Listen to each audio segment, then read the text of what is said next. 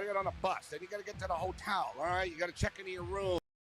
Sign now, like Najee, should not be eligible now, but should have to sit out and come back in next year. It's just a slippery slope. And I agree with people like Tom Izzo. I don't like it at all. College basketball today, only on SportsGrid. OK Dubs has to go back to his roots. I'm not a Jets fan, I'm not a Giants fan, and neither one of those teams even play in New York. But I'm a New Yorker through and through, despite where my mail gets sent. And I will not stand for the Jets to be dragged through the mud in this way. Not going to happen.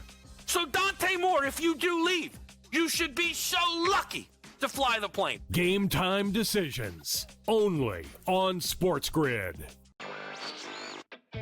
Maybe the fact was that the kicker just blew a 44-yard field goal. Now, by the way, I feel horrible for this kid, Tyler Loop, who made every single field goal this season 44 yards or less. But the extra point that was missed just before that by Chris Boswell was the only extra point that he missed all season long. So did they bless that same holy water when Boswell missed the extra point? Come on, guys. Let's get it. Newswire, only on SportsGrid. The Steelers get their touchdown, and they miss the extra point. It was Lamar Jackson who made the plays to get the Ravens into what should have been easy field goal territory. So explain to me how in the world we can look at last night's game as, well, there you go, can't trust Lamar Jackson. The Craig Carton Show, only on SportsGrid.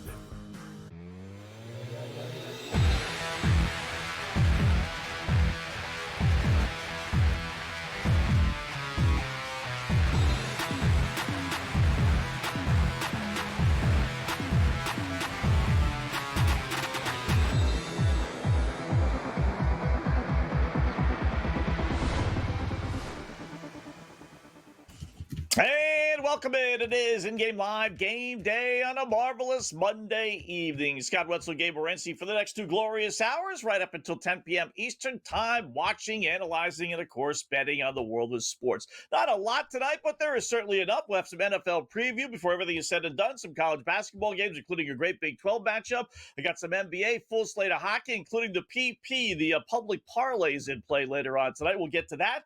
And all our great guests. We got Jason Logan, senior industry analyst over at Covers.com. We'll do some NFL with him. And we got the SportsGrid host, Mark Zeno, and Mr. Tom Vecchia. Do some NHL, some Olympic hockey with Tom as well. So we'll get to it all. First up, it's game time. What's betting you off tonight, Gabe?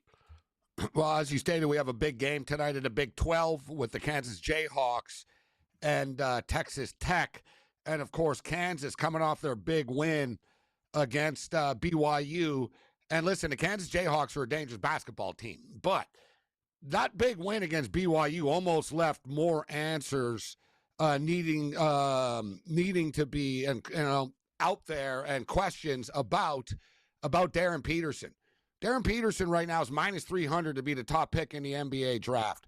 And anybody that saw the game on Saturday, you saw his vicious dunk and you saw his explosiveness, and he hung 18 points up on the board in the first half. Right? What did he do in the second half? Ask Bill Self. Why did he come out of the game? What did Bill Self say? I don't know. Ask him. This is where we're at right now.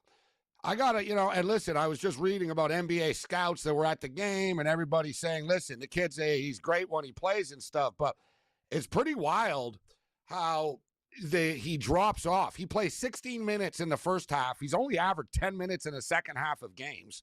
He's only played 11 games this year.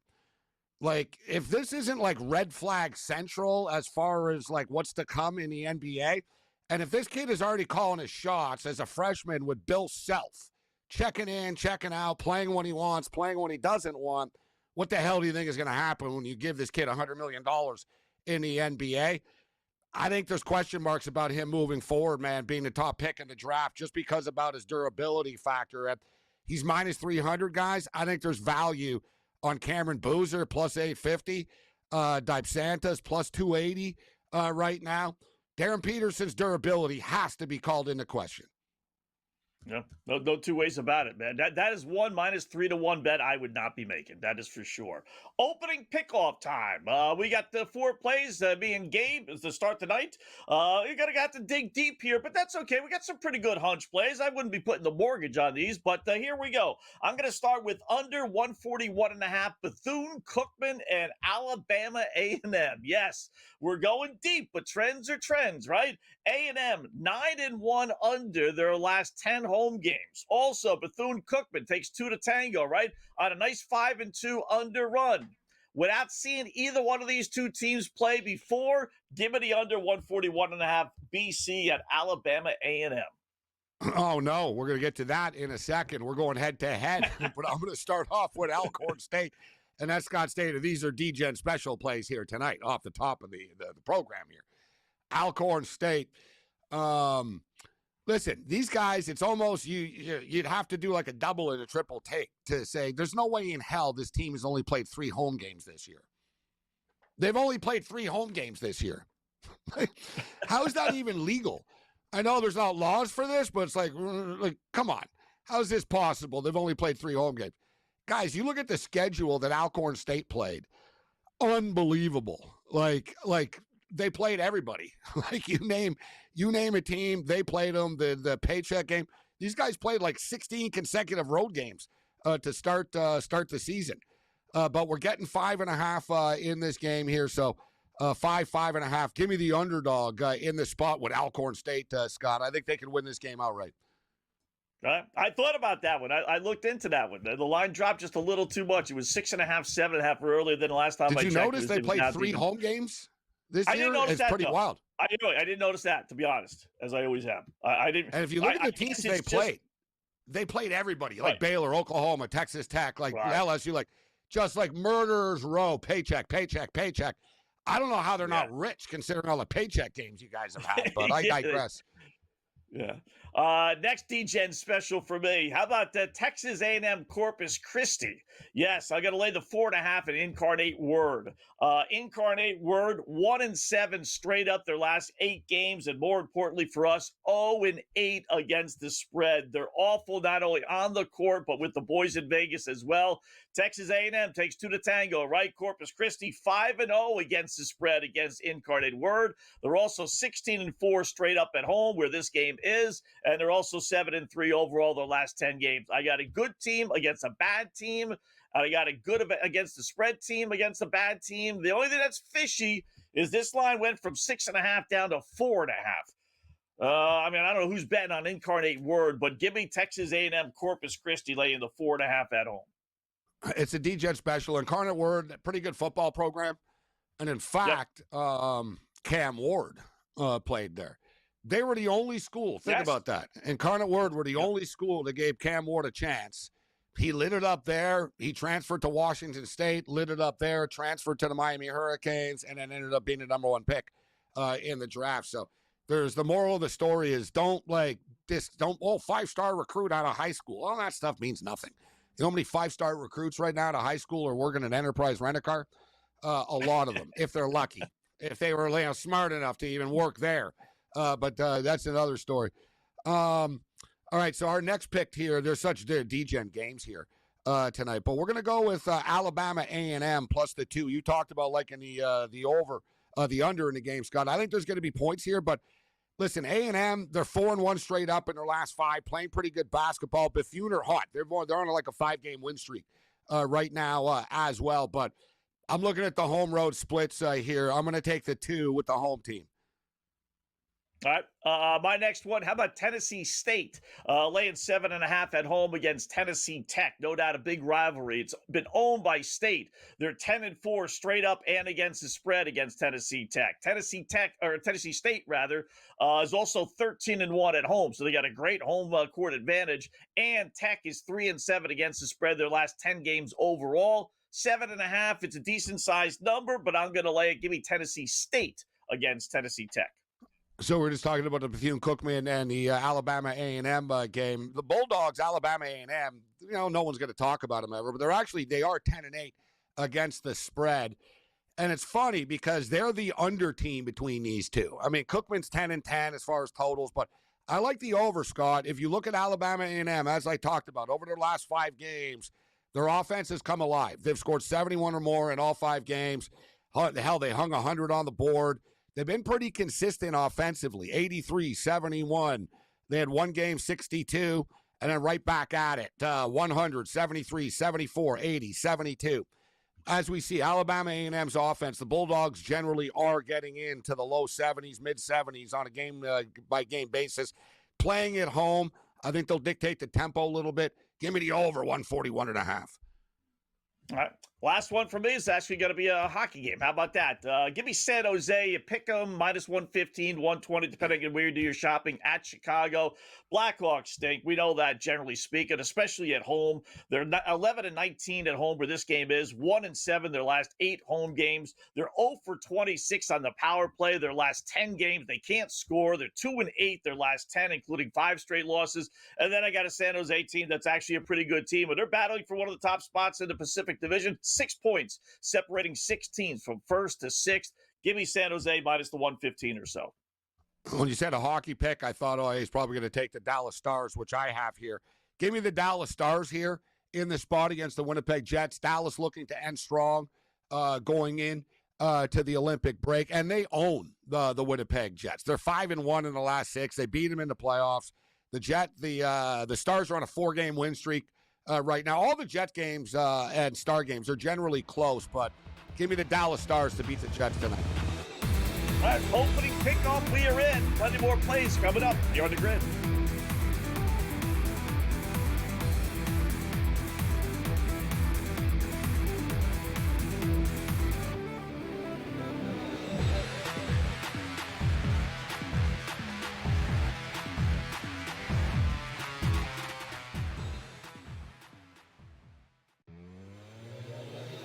You got to get on a bus. Then you got to get to the hotel, all right? You got to check into your room. You got to go through all this crap.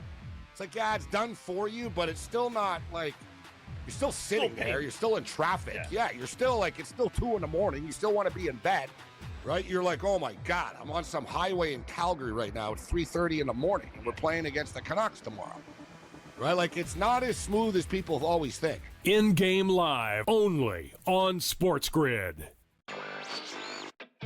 If there's more revenue for the league, there's more revenue for the players, and that would make it saleable. So they may have objections. There's more risk of injury the longer the season goes. But these guys, their careers are short. The money is good. Money would be better. So I wouldn't bet against the league expanding sooner rather than later. Newswire, only on SportsGrid. His wife and his kids were like, I kind of like this. This kind of works out for me. Daddy's a celebrity again, so I get access to things. Daddy's making money again. Hadn't made a nickel in the last 5 years. Now he's made a lot of money, so I'm sure they're good. Yeah. But all of a sudden, the prospect of Daddy being away, like, he ain't cheating on you in Buffalo, I can tell you that. I live there. The Craig Carton Show, only on SportsGrid. Marshall's a tough environment, though. Marshall's that sneaky road trip, in my opinion, and this has been like a decade long that Marshall's been fire at home and terrible on the road. That's a dangerous road game, but if you look at, there's no return game with Kent State. There's no return game with Akron. Maybe when they go to UMass with Frank Martin being such a good coach, he could really take teams out of their rhythm. But I think there's a case that they could be undefeated in the regular season. In-game live, only on SportsGrid.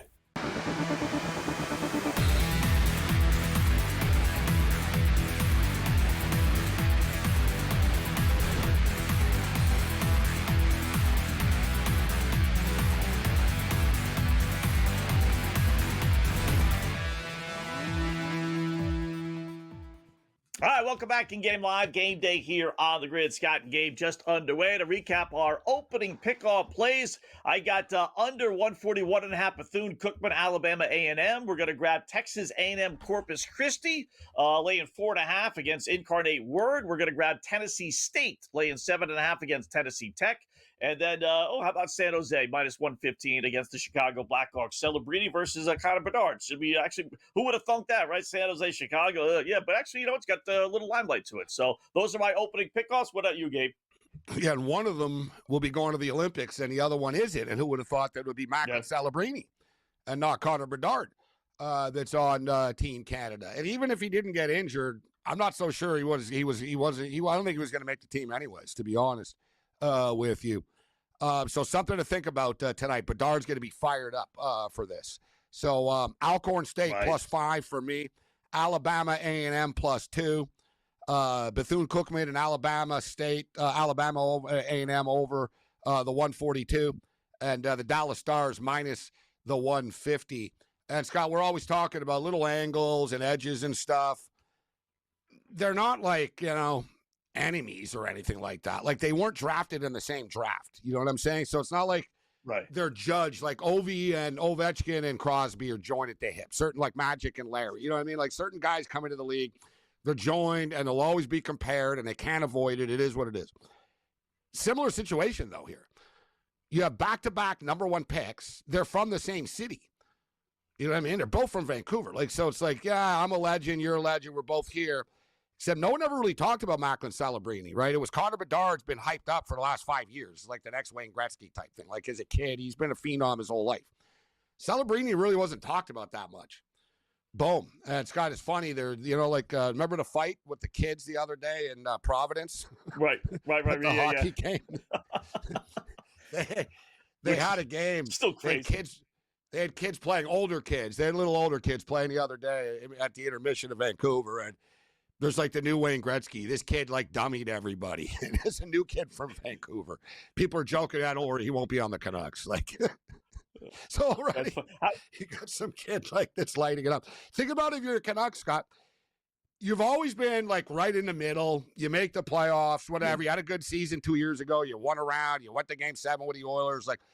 But the Canucks are that perennial sort of Minnesota Vikings. Like, yeah, they make or Minnesota Wild. They make the playoffs, or they don't type thing. Now they're terrible. They're going to have the number one pick in the draft, basically the years after Connor Bedard from Vancouver and Macklin Celebrini from Vancouver to the top pick. You can't make it up. Yeah. It's just like, amazing, really, right? You can't make it up. We've had some goofy things. Yeah, get this. It turns out Gavin McKenna is actually a Canuck fan. And that was threw me off the other day too. I'm like, why? Why? Why would you be a Canuck fan? Like, if you're not from Vancouver, why? Like, you know what I mean? Because he spent a lot of time in Vancouver, whatever. Like, McKenna was talking the other day. It got brought up about maybe the Canucks could take him, and he was all like, "Oh yeah, I'm kind of a Vancouverite at heart," and like he's all fired up for it. But I just got a kick out of it. But think about it, Scott, for the angle. If you're Bedard, you got drafted the year before Celebrini. You're a year older than him. He's the one going to Team Canada, not you. And you're both the same player. You're both 20. You're both smaller. You're both skilled. And they picked him over you. God, don't tell me Bedard doesn't have a little fire tonight. That's worth a prop. That's worth, point or two. So shot on goal, pick your poison. Goal. But yeah. Yeah. Like even a goal, like he scores tonight. Yeah. This is a little screw you, Team Canada. You know what I mean? Yeah. I like that. You know what I mean? I'm sure the Black Hawks are probably pretty happy the other night too. Yeah, I'm sure the Hawks are pretty happy. Actually, I don't think teams really want their guys to go to the Olympics just because of the injury factor. Yeah, you get it. Plus, it angers them. It angers them. So he'll have a focus on it. He'll have a chip on his shoulder. You know what I mean? By the way, I thought you were going to go here. Did you see the Division II basketball coach led off the court in handcuffs over the weekend? Oh, yeah, dude. Poor guy. Did they do that to a white coach? I don't want to get racially, but thank goodness, Gabe, the officer was black, because that officer was white. As stupid as he was, it would have been the end of the world. You never see a coach get let off in handcuffs, right? He wasn't even doing anything. I was reading on it. He was upset that I guess football members of the team they were playing was in the handshake line for some dopey reason. This is basketball, right? So football players understand. So mad about this. So he was mad about that, but he wasn't over the top. He was just pointing it out to the officer, and all of a sudden I see the officer turn him around and put him in handcuffs and walk him off the court. If that was a white cop, it's done. My goodness. It'd be like the picture of the coach in handcuffs. It would just be like, what the... people would be like, today's America. They're even busting coaches. Like, Yeah, that would have just been the end, just the end. But I don't know what the poor guy could have said because he wasn't. What did he say to the cop? He had to. What did he say to the cop? Right, like get the F out of him. Like, what did he say to him? You know what I mean? It was over the top. I don't know. It did, but he wasn't flagrant. I mean, he wasn't like flailing his arms or anything. He pointed like to his right, like, and then as they found out reading the article that he was saying that they're football players in a handshake line. And I guess the football players were being jerks during the game. So he was worried there'd be a fight or something. And then he got turned around and said, and then he was even calm, cool. I got to give that head coach a lot of credit because he didn't as he's being led off the court game. You're right. He could have flipped out. Yeah. Right. I mean, nothing. But I give him credit for maintaining his composure. So I thought you were going to go there with one of your stories. But anyway, big game later on tonight with Kansas. Kansas, I took them, and as we'll find out later on in the late night pickoff, I do like them. But, Gabe, you don't know if the kid that Darren Peterson's going to play or not. Or if he does, how long is he going to play? I mean, it's almost like an unbettable situation, like in NFL, not knowing if the starting quarterback is going to be starting. I mean, there's a big difference with this team with and without him in the lineup. Well, how about this? Like I said, he averages 16.4 minutes in the first half, only 10.2 minutes in the second half. He scores 13.8 points per game in the first half, 7.5 in the second, and he's only played 11 games. Yeah. Right, so there's no disputing. I mean, yeah, he's good for the first half, and then he kind of just sort of tops out as the game goes on. Crazy. All right, we'll look at some of the lines when we come back to Game Live Game Day on the Grid.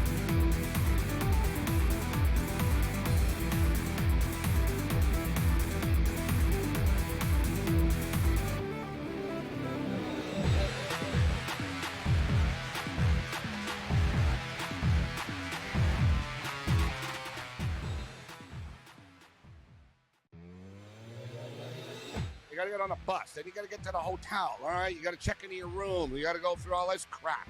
It's like, yeah, it's done for you, but it's still not like you're still sitting there. You're still in traffic. Yeah, you're still it's still 2 a.m. You still want to be in bed, right? You're like, oh my God, I'm on some highway in Calgary right now at 3:30 in the morning. And we're playing against the Canucks tomorrow, right? Like, it's not as smooth as people always think. In-game live, only on SportsGrid.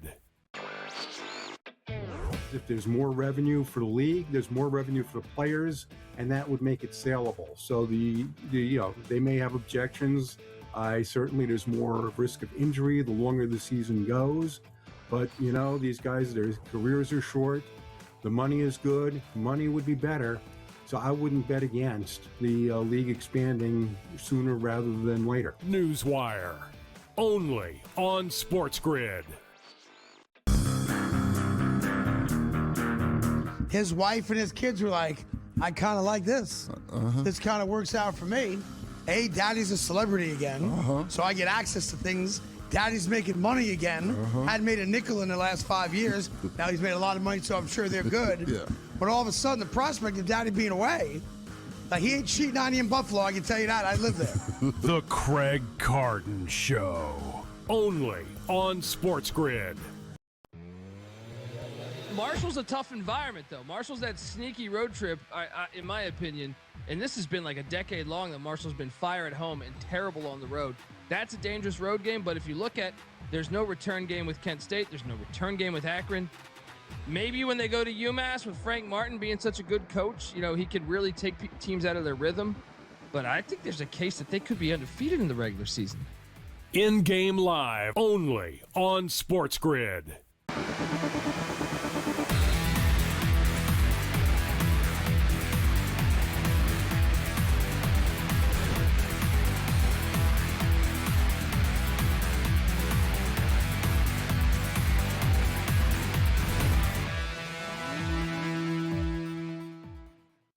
All right, welcome back in Game Live, Game Day here on the Grid. Scott and Gabe, hour number 1. So I actually got a few of these goofy other college basketball games. Since there weren't really that many great games on the schedule, you got to look and see what's there, Gabe. So I actually played a few of them, just a couple shekels. I got East Texas A&M Commerce, not to be confused with Texas A&M Corpus Christi.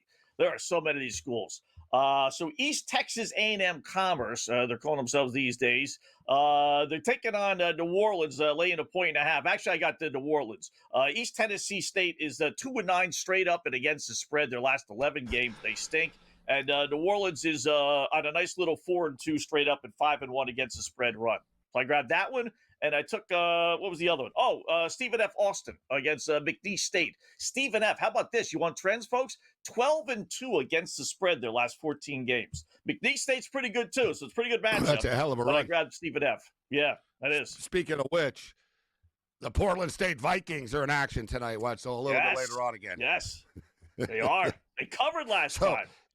They covered the last game as well. I think they were laying 7.5, 7.5 on Saturday, won by 9. Something like that. Sort of right around the number.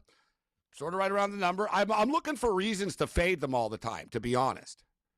Right? I'm like, all right, can I talk myself into betting against them? Because I think they are a little bit overpriced now because of the fact that, what is it, up to, 14-3 now? 14-3. 14-3, 13-3-1, depending on where you do your shopping. Yeah. I've seen both. And I'll tell you what, who is it tonight? Idaho State, right? Idaho State. Yeah. Yeah. Idaho State, Scott, are coming off a couple of nice wins, actually. They're a 10-12 team on the season, but they're 11-8 ATS. And what impressed me about Idaho State was it not the wins. They've been covering a couple of spreads. They actually lost their last 3 games in this game. So, yeah, like I said, I was trying to talk myself into Idaho State. I can't do it. I kind of get the feeling Portland State cover again tonight. Doesn't it feel that way, that they're going to do it again? Yeah. Unless they got, let me see, they're in first place. Let me just see who they're playing next in a Big Sky. Is this a look-ahead game? They got, Sacramento State next, so it's not a look-ahead game. So, yeah. See, home game. Think of their game. So they're coming off the Montana. So that was it. That was a Montana State game. That was big. Yeah. So the Montana State, they beat them 63-54. They lose to Montana by 4. They beat Idaho by 3. They beat Eastern Washington by 4. You notice a pattern: 76-73 against Northern Colorado. They've only covered. They cover when the spread is small, Scott. That's what I said earlier. They're not like some great team, but their games are always sort of were pick'ems earlier in the year. So I'm not really a fan of laying these big points with them, but I can't get there with Idaho State tonight. I tried to talk myself into it, and I couldn't do it. Yeah, you're right. You look at the scores: 76-73, 93-87, 95-90. Yeah, so it's like, how are they so good ATS? You're like, man, they win by 3 or 4 every night. How are they 14-3? Right? It's like, wow, the game's like 1.5, 2 all the time. Yeah, they must have been like predicted to be bad this year. Yeah, that's how you get exactly. Numbers, folks. Well, you get a team that's actually good. The boys in Vegas make mistakes, so they got them penciled in as being a bad team. They're underdogs or small favorites, and they win these games, and then eventually it flips, and then eventually it gets to the 6.5, 7.5, and they're not that good. They're good enough to win some games, but not that good. Even now, Scott, like, all right, they won. It was 4.5 against 4.5, 5 against Montana State. I nearly took it. I didn't. Same thing. I was like, oh, maybe I should take Montana State, and I passed. I didn't take. I actually did jump in-game on Portland State, so that's why I was tracking that game on Saturday. But dude, they've been covering. But you look at the point spreads all the time. So 4.5, 4.5, 1.5, 2.5. They had the 11.5, 2.5, 9.5, 3.5, 1.5, 2.5. That's why, you know what I mean? But let's give them credit, Scott. They're winning games, right? They're winning games. Yeah. 8-1. They're 14-6 outright. Yeah. I mean, they're not going to get in that large bid or anything crazy, but no, they need to win there. Yeah. You know what we should have? It'd be cool. There's all these tournaments now. We should have the ATS tournament. Yeah. Top 24 ATS team, Scott. I don't care what your straight-up record is. Welcome aboard. Mississippi Valley State. You guys, you're 18-14 ATS. You made the cut. You're in. You cover against the Duke as 50-point underdogs. Wouldn't that be hardcore? You advance. Wouldn't that be hardcore, Scott? The ATS turd. The ATS turd. The ATS Invitational. We're going to crown the best damn ATS team in the country right now. Could Vegas actually sponsor that? Like, legitimately, you advance. You could. You could sponsor anything. If I had the money, I could do it. If I could offer the teams money. And Portland State ain't getting invited anywhere. It would be like, hey, Portland State, you're invited to my ATS Classic. Jason Logan, Football Talk, Covers.com. ATS Classic. I like it.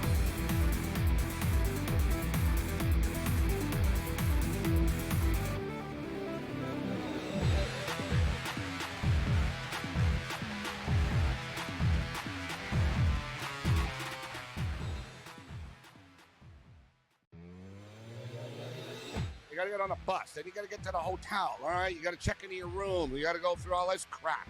It's like, yeah, it's done for you, but it's still not like you're still sitting there. You're still in traffic. Yeah, you're still like it's still 2 a.m. You still want to be in bed, right? You're like, oh my God, I'm on some highway in Calgary right now. It's 3:30 in the morning, and we're playing against the Canucks tomorrow.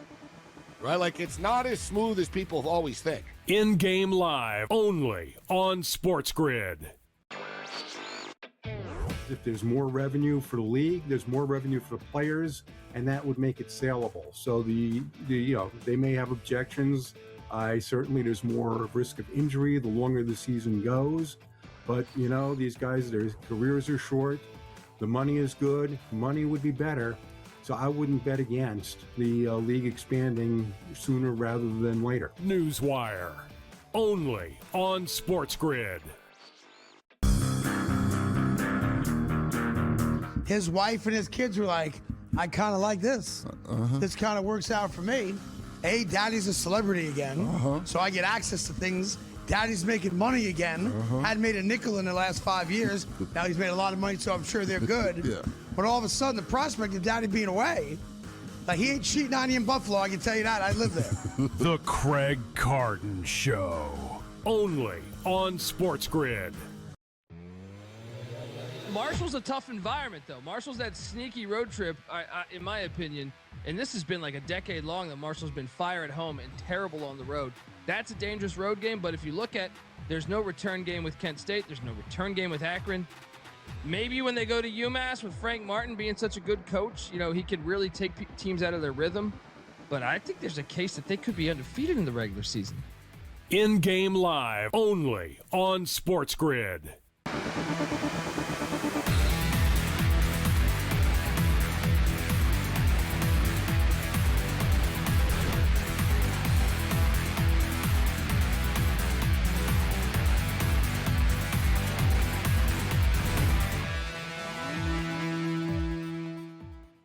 All right, welcome back. In-game live, game day here on the grid. Scott and Gabe, hour number 1 of our 2-hour extravaganza. Again, this is a little NFL talk here in a bit.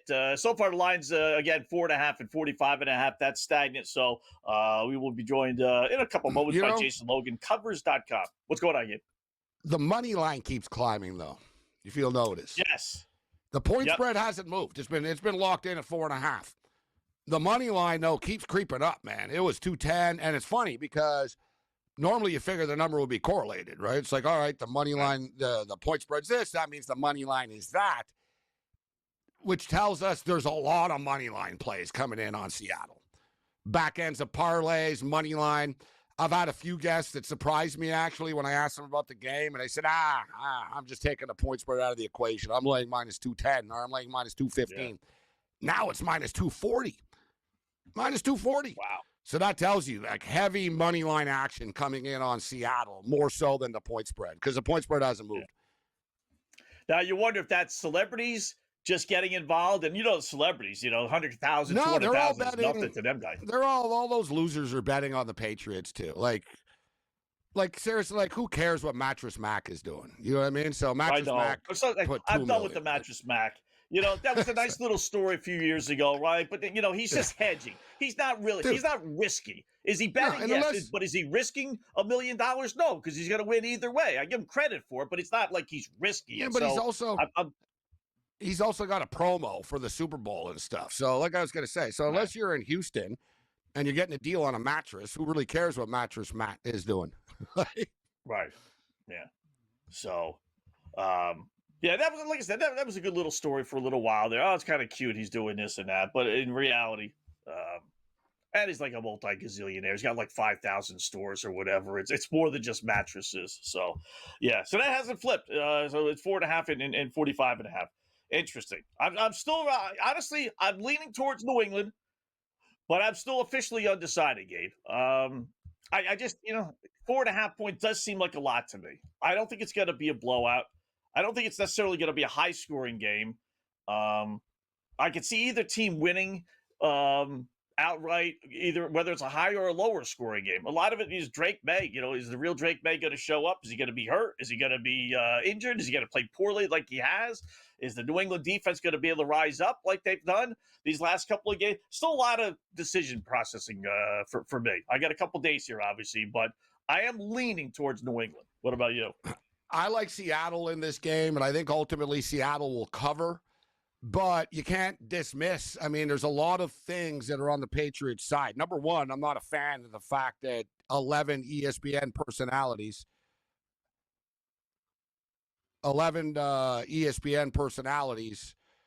took the Seahawks. 11-0, Scott. You want to talk about bulletin board material. And these guys are always wrong. That's the whole thing. So it's like, you're always wrong. It's like that, that sort of threw me off a little bit. The experience. Josh McDaniels, I think this is his 7th Super Bowl, his 8th Super Bowl. Vrabel, similar situation. Vrabel's been in multiple Super Bowls before as a player. Josh McDaniels has been there as a coach, right? So they do, to me, they have some sort of experience edge. But listen, I don't want to take anything away from the Patriots. I'm tired of saying, well, they didn't play anybody. Well, they're the worst, this 12-2 team since 1978 and all that type of stuff. But the fact of the matter is the Chargers are chokers and didn't have their 2 best offensive linemen.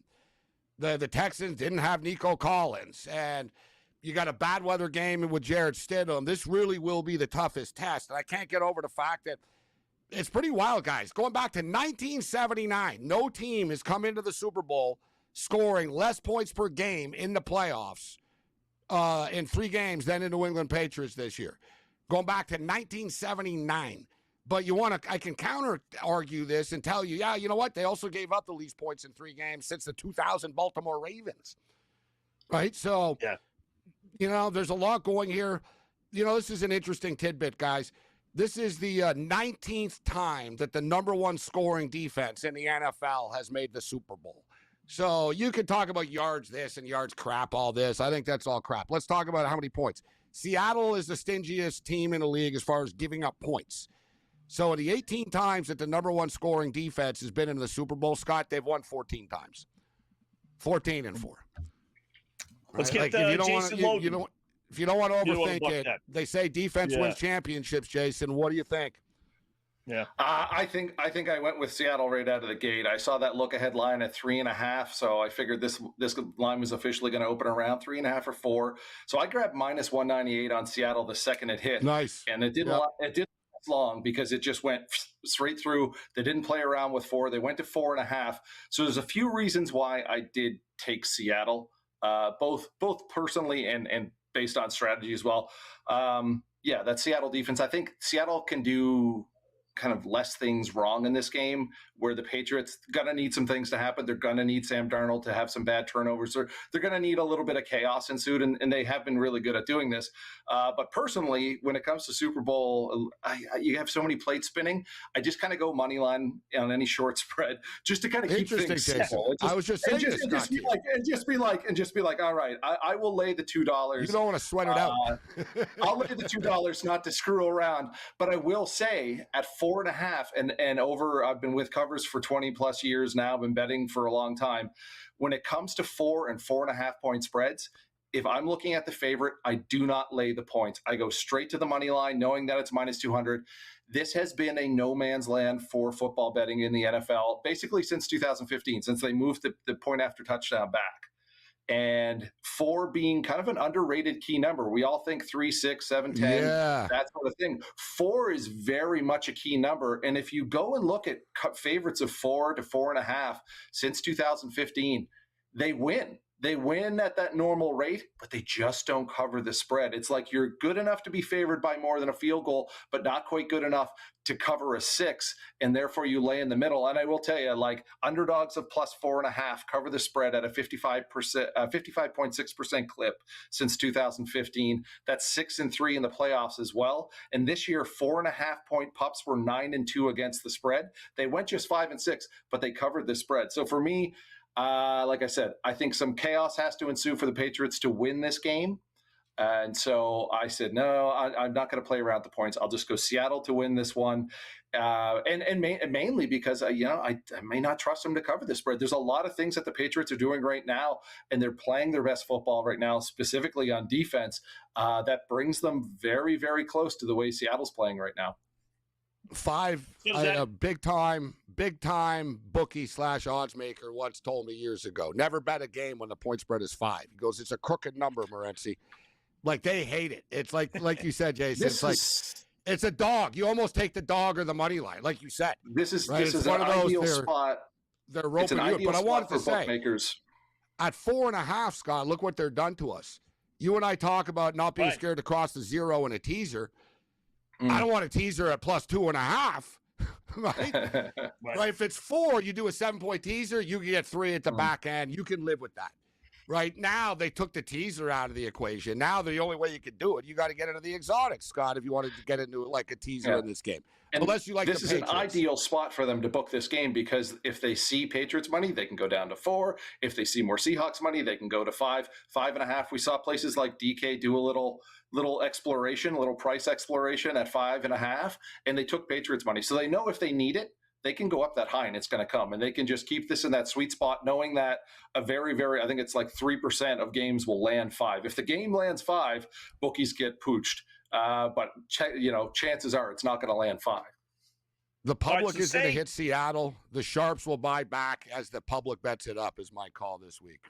The public will start to jump in on Seattle. Same patterns that we're always going to see with the Super Bowl. You're going to see Seahawks 4.5, and you're going to see a lot of Patriots money line. Anyone that likes the Patriots is going to say, I don't want to play around with the points. Just give me the money line. And that's what we see with every single Super Bowl.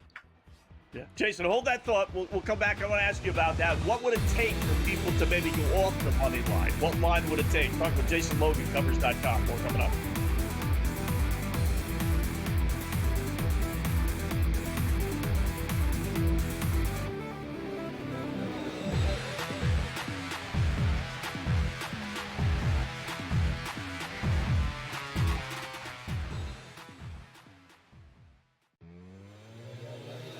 You got to get on a bus. Then you got to get to the hotel. All right, you got to check into your room. You got to go through all this crap.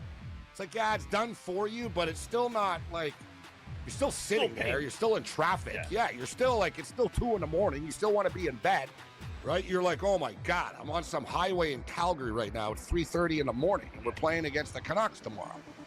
Right? Like, it's not as smooth as people always think. In-game live, only on SportsGrid.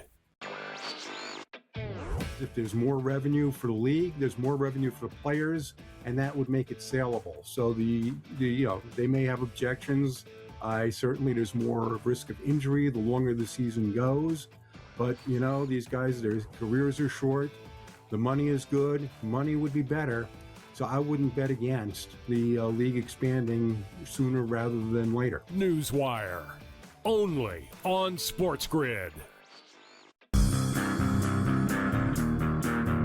His wife and his kids were like, I kind of like this. This kind of works out for me. Hey, daddy's a celebrity again, so I get access to things. Daddy's making money again. Hadn't made a nickel in the last 5 years. Now he's made a lot of money, so I'm sure they're good. But all of a sudden, the prospect of daddy being away, like, he ain't cheating on you in Buffalo, I can tell you that. I live there. The Craig Carton Show, only on SportsGrid.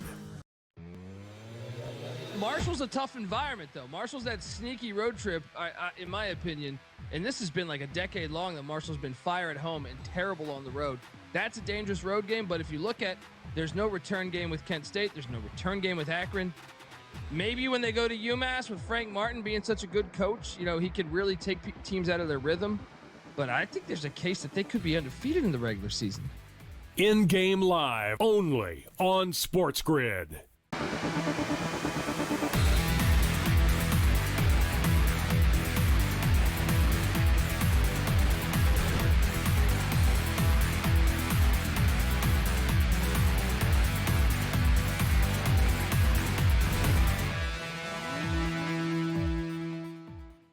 All right, welcome back in Game Live, Game Day here on the Grid. Scott and Gabe, hour number one. We're talking with Jason Logan, senior industry analyst over at Covers.com, one of my favorite websites, been there for 20 years. So, Jason, we were talking about point spread and money line, and Gabe brought up a good point that the money line seems to be going up as we've been talking, but the point spread's staying the same. So, like, two-part question. One, how high, at this point, it's minus 235, 240, depending on where you do your shopping. How high would that have to go? How much money would have to come in for the boys in Vegas to just say, we can't keep it at 4.5, we just can't? And then for you as the bettor, who's betting Seattle on the money line, how far would that have to drop for you to say, screw the money line, I'm going to lay the 3.5 or I'll lay the 4? Is there a number that you would hop in against the spread versus money line? Well, sure. Like we talked about 4 being an undervalued key number. So I think 3.5 would be a number where I would be interested in the spread. But as I said, I think books are fine saying like, we'll take Seattle, we're going to take Seattle money 4.5, 5, and we'll take Patriots money line. And hopefully this lands 4 or shorter and that they kind of get in that sweet spot. And more often than not, they do find themselves in that sweet spot. So at least for the spread, I'd say 3.5. And like I said, I came out of the gate pretty quick on Seattle, knowing where that look ahead spread was sitting at, and so getting it around minus 200 was good for me. I don't think we're going to see that money line drop on the Patriots anymore. What about player props? Have you pulled the trigger yet on anything, or have you circled something? I did. I definitely did. Todd Furman and I were talking about this on the podcast, and we said like this is the earliest I've ever seen player props out. They were out like 5 minutes after the Super Bowl line came up. Jason, you're old school, Scott. You're old school. Like, if you remember, it used to be a big deal. Like, the Golden Nugget used to do the college football. The college football game of the year stuff. Yes. Oh, my God. Tony Miller's releasing the college football games of the year in June. Love them. Dude, you could bet the first half of college football game right now. Auburn, Clemson's on the board. Whatever. Like, and the Super Bowl props, it used to be a big deal. Like you said, the Westgate, they're going to release it. Westgate, they have the big release. Yeah, now, dude, like, it was Sunday night. They had rush yard props up and everything. It's crazy how quick it is now, Jason. It is, yeah. We used to say, "Oh my God, 300 props!" Like, oh man, and now, like, it's like only 300. You're like, like, you guys don't have much.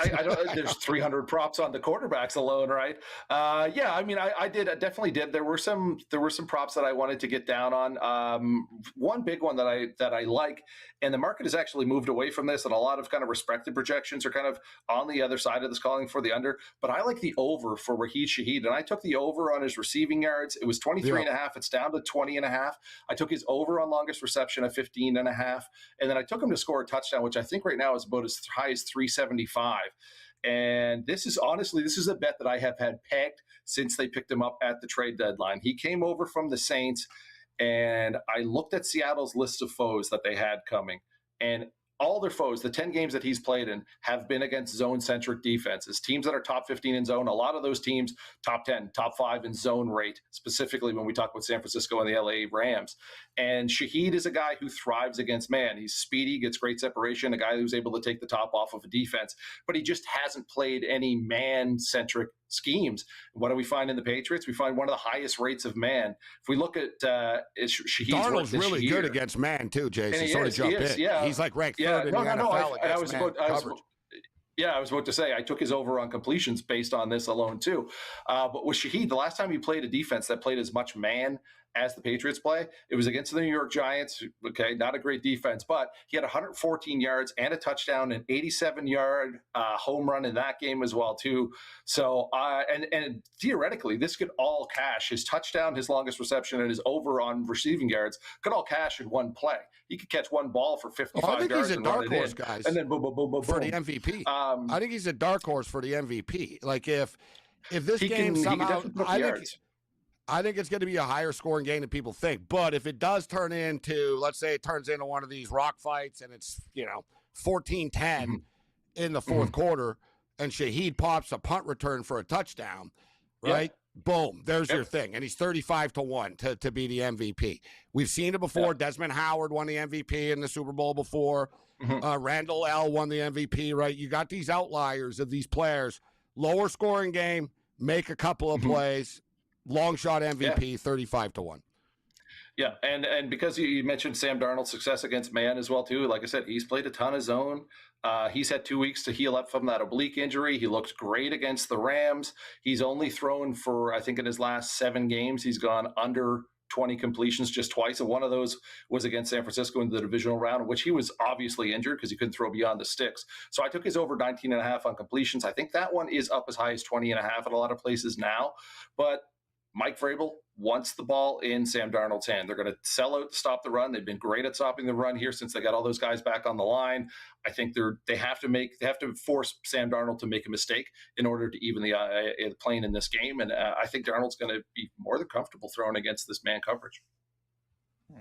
Yeah, the one thing I like about those secondary receivers too, Jason, is, although he never coached under Bill Belichick, he obviously played under Bill Belichick, Mike Vrabel. And what was Belichick's MO, right? Always take away the best wide receiver or best player. Mm-hmm. Let the other guys beat you. So I like all of them, whether it's right. And that's the Pats. They're actually, I think they're one of the best defenses out there at shutting down number 1 receivers, shutting down 2 receivers. So there's JSN and Cooper Kupp, and then you've got Raheem Shaheed out there ready to hit a home run on you. I like Kupp over 2.5 a lot. That's far too light. He's gonna be one of those safety blanket quick hit valves for Darnold. But I'll tell you what, you guys are right. They're gonna attack. They're gonna go after JSN. I wouldn't bet his under 7.5 reception still. No. You know what I mean? That's one of those ones where he may get it anyway. Yeah. He's going to end up with 10 catches. If you're going to get the under on any JSN props, you're going to be waiting until Sunday around 5 p.m., 6 p.m. just before the sucker off to get as much of a buffer as you can. One bet that I did like too was George Halani. I went over his 1.5 receptions. It was as low as minus 102. This has jumped up now. This was like minus 145 at some books now. He's kind of stepped into that Charbonnet role, and we've seen him with a lot more involvement in the receiving game, over the last 2 games. 3 there. catches So I like in the last game. Over 1.5 receptions. So, over 1.5 receptions. I'm not playing around with odds, but Jason, great job. Check out all his work. Covers.com's in your industry analyst. Covers.com. Thanks, Jason. We'll do it again soon. Thanks, guys. Do it again.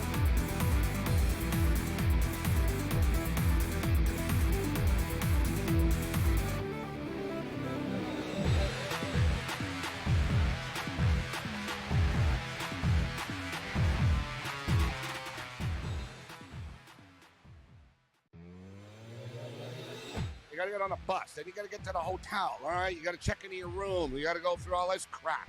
It's like, it's done for you, but it's still not like you're still sitting there. You're still in traffic. Yeah. You're still like, it's still 2 a.m. You still want to be in bed, right? You're like, oh my God, I'm on some highway in Calgary right now at 3:30 in the morning, and we're playing against the Canucks tomorrow, right? Like, it's not as smooth as people always think. In-game live, only on SportsGrid.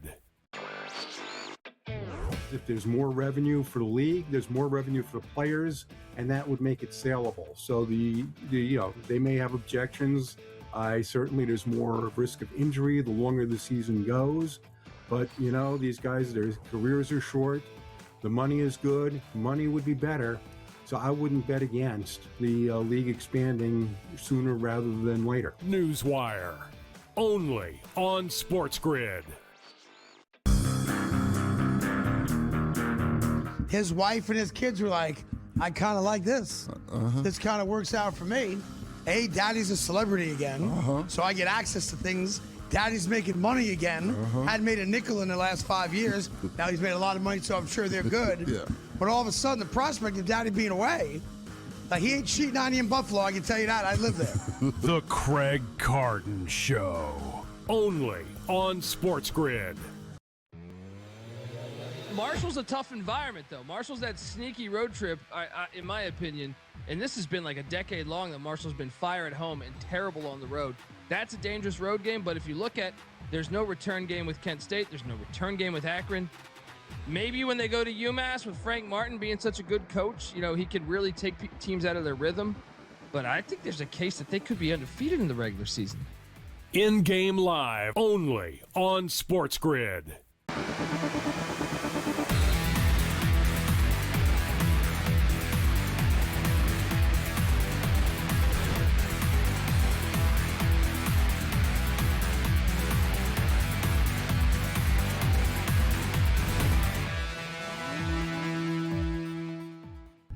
right, welcome back in Game Live. Game Day here on the Gid. Jason Logan, do appreciate him stopping by. Covers.com, NFL senior industry I did the first analyst. ever show for Covers, Scott. First Did you ever really? TV show. Yeah. It was called Game On. This is when Covers just started. It's literally like 22 years ago, whatever. Like a long time. I know Jason a long time. Right. They're from a weird spot, right? Like Covers. They're like in the middle of the sticks in Canada. like, right? Like so. Oh, really? Okay. Yeah. I like their site.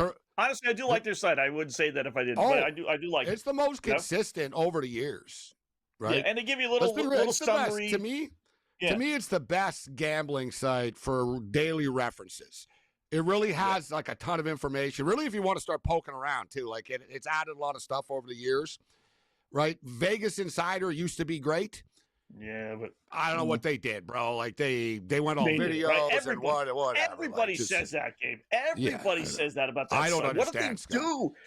Right? I mean, it was so perfect. You could be able to hit a team and every single score and against the spread was right there. It Vegas was so Insider easy to access. Used to be like a must visit if you were a gambler. Like, yes. Right? Micah Parsons and his NASCAR, like just sort of the information was so good. And from guys who are actually betting, right? Not AI or some kid that's just, getting paid $10 to do a preview on a game and giving his pick and stuff, right? Like these guys you knew, it was like, yeah, this guy's actually betting $50K on this. And he gave you a good preview. Like Bovey does it just for kicks. Bovey doesn't care. He doesn't really sell picks. Like he's just sort of Bovey's like a weird dude. Like he does his own thing. And Bovey just likes having his record up there and whatever. Like you notice you'll never see Bovey. Oh yeah, buy my picker. It's like he's on Vegas Insider. He's on the list, but he doesn't. But yeah, you and I agree. I think we're being real. Like for sports betting websites. Yeah, I haven't. Now it's a there's no point. Used to be Bruce Marshall and the Gold Sheet stats and Mark Lawrence articles, Scott, right? Like, it was everything. It was good. They pick up other gambler stuff and put it up, and it was top tier stuff, right? Yeah. Covers is very consistent over the years, right? Yeah. Covers doesn't give you picks, right? Which I'm not looking for picks. Like, you know what I mean? Me neither. Like, Pickwise does that, and they do a good job. Pickwise, the site, they do a good job what they do, but I'm not looking for your pick. I'm looking for information. Right? Like I want to, you know what I mean? So it's the one thing I'd like more with the covers is the previews, just injuries and stuff like that, Scott. Because you can only read so much into a box score and a Ken Palm ranking. Like I need to know injury status and stuff, And when you read it, you could tell what part, I will say this, what part they did a day ago and what part they did this morning, right? When they start giving you information about their last game that was 2 days ago, it's like, all right, I don't really need that anymore. But they pick up the preview. They pick up a preview from, I forget the name of the company, Stats, whatever. It's out of Philadelphia. I know, I've been around a long time. So they pick up, and it's good. They have better previews, at least, than an AP preview. But it's another thing. You and I are old enough, Scott, to bitch about this. The game preview is a thing of the past on the internet, pretty much. Thing of the past. It's not easy getting information. You and I are old enough. Yeah, it's not easy. Everybody numbers. No, I need a game. Give me an old school effing game preview. Yeah. Let's see. This guy's injured. This guy missed the morning skate. This guy, whatever. Give me a preview. Previews are hard to find. They're still there, Scott, but they don't push them because no one reads them. Because all these kids don't have the attention span. They don't care.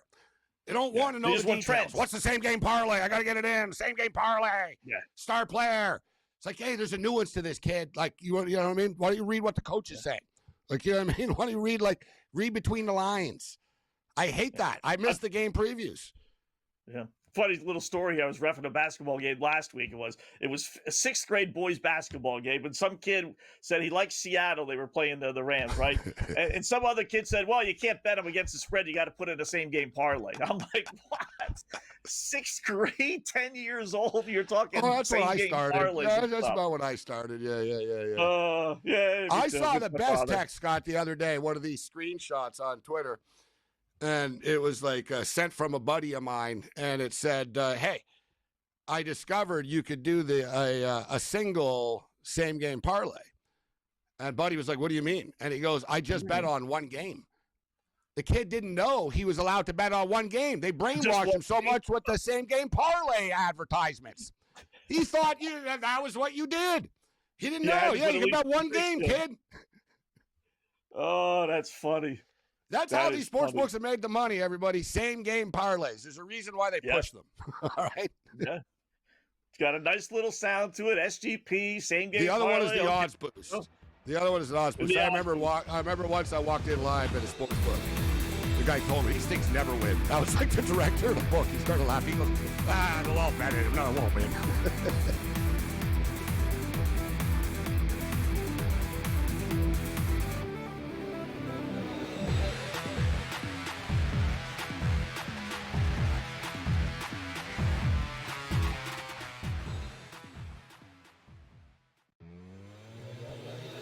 You got to get on a bus. Then you got to get to the hotel. All right? You got to check into your room. You got to go through all this crap.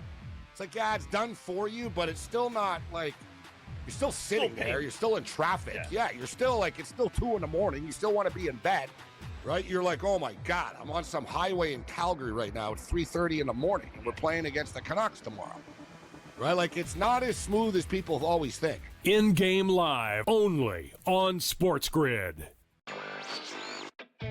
If there's more revenue for the league, there's more revenue for the players, and that would make it saleable. So they may have objections. Certainly there's more risk of injury the longer the season goes. But these guys, their careers are short. The money is good. Money would be better.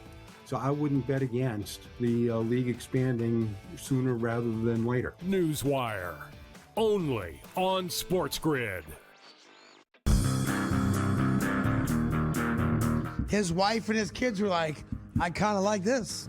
This kind of works out for me. Hey, daddy's a celebrity again, so I get access to things. Daddy's making money again. Hadn't made a nickel in the last 5 years.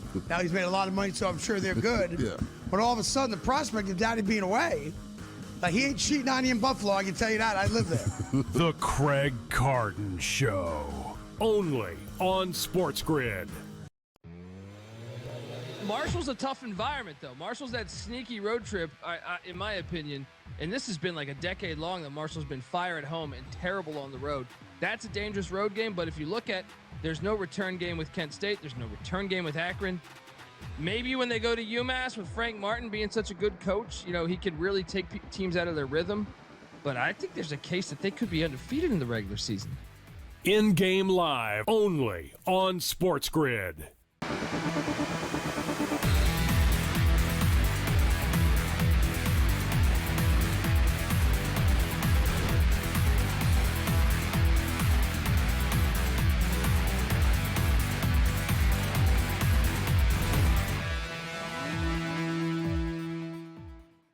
All right, welcome back in Game Live, Game Day here on the grid. Hour number 2 of our 2-hour extravaganza. We always started off with our late night pickoff. I'll go first here, Gabe. I'll use the big game to tip off. Kansas getting 4.5 at Texas Tech. Little surprised it stayed at 4.5. It has all day. Just Kansas to me is the better basketball team when we get their A game. They're on a nice little run here. They've covered a bunch of these games as well. Give me Kansas plus the 4.5 against Texas Tech on the road to win outright. I'm going to go on the other side here, Scott, with all due respect. It's funny, we were just talking a lot about, we've had a lot of guests tell us, you know what, I'm just going to do the money line in the Super Bowl. And it's funny, I told you that without even knowing Jason Logan to cover. Said, yeah, I just played the money line. So I don't really want to lay 5 points. It's up to 5 right now, this game. It's 4.5. I do think they cover. If you want to play the money line, okay, but I do think Texas Tech gets it done. Texas Tech were in a weird sandwich spot against UCF. I was on Central Florida over the weekend plus the 5. They won the game outright, but they played Houston, Central Florida. Now they're playing Kansas. I think Kansas are due for a slight reality check. Give me Texas Tech, and I'll take the over in the game as well, Scott. And the over's climbed. It's closing at 156 right now, but I think we'll have some points tonight in East Lubbock. All right. Next one for me, I'll grab Colorado. Listen, Colorado's been good, and Detroit, for the most part, has been bad. Last couple of years different. But that all said, Colorado against Detroit, 14-1. Their last 15 games, including Saturday when they whitewashed them 5-0 in Detroit. They just owned the Red Wings. And Detroit's 1-4. They're limping into this Olympic break. Give me Colorado, minus 125. I have them to win in regulation. Like the pick, I can't disagree. Colorado stumbled a little bit. I took them against Detroit over the weekend. We cashed the ticket back home. They're really going to want to end strong here before the Olympic break. Can't disagree with the pick. So We'll get to Mark. My other picks I can give him after. Sacramento State basketball and the Toronto Maple Leafs. These games don't start until like 10 o'clock, 11 o'clock Eastern, whatnot. So Texas Tech for me, money liner points up to you guys, and I'll go with the over.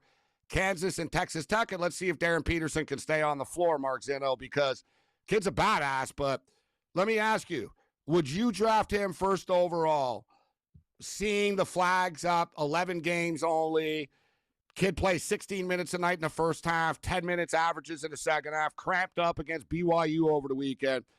Like, if this kid goes first overall, he could get a general manager fired, bro.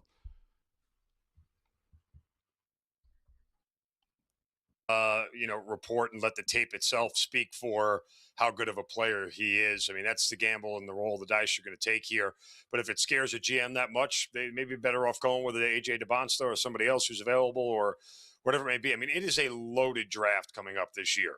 So passing on Peterson for somebody else might not get looked at sideways as if it was a less full draft as we're seeing this year, as we've seen in previous years. So, you might be able to pass on Peterson and still hit with your draft pick, even if Peterson or somebody else. And he can stay. Listen, it's early, guys. He has a great tournament. Kansas goes to the Final Four and all that type of stuff. Like, I'm not saying he's plummeting. I was just saying I don't think he should be minus 300 to be the top pick, personally. I think those odds are too high.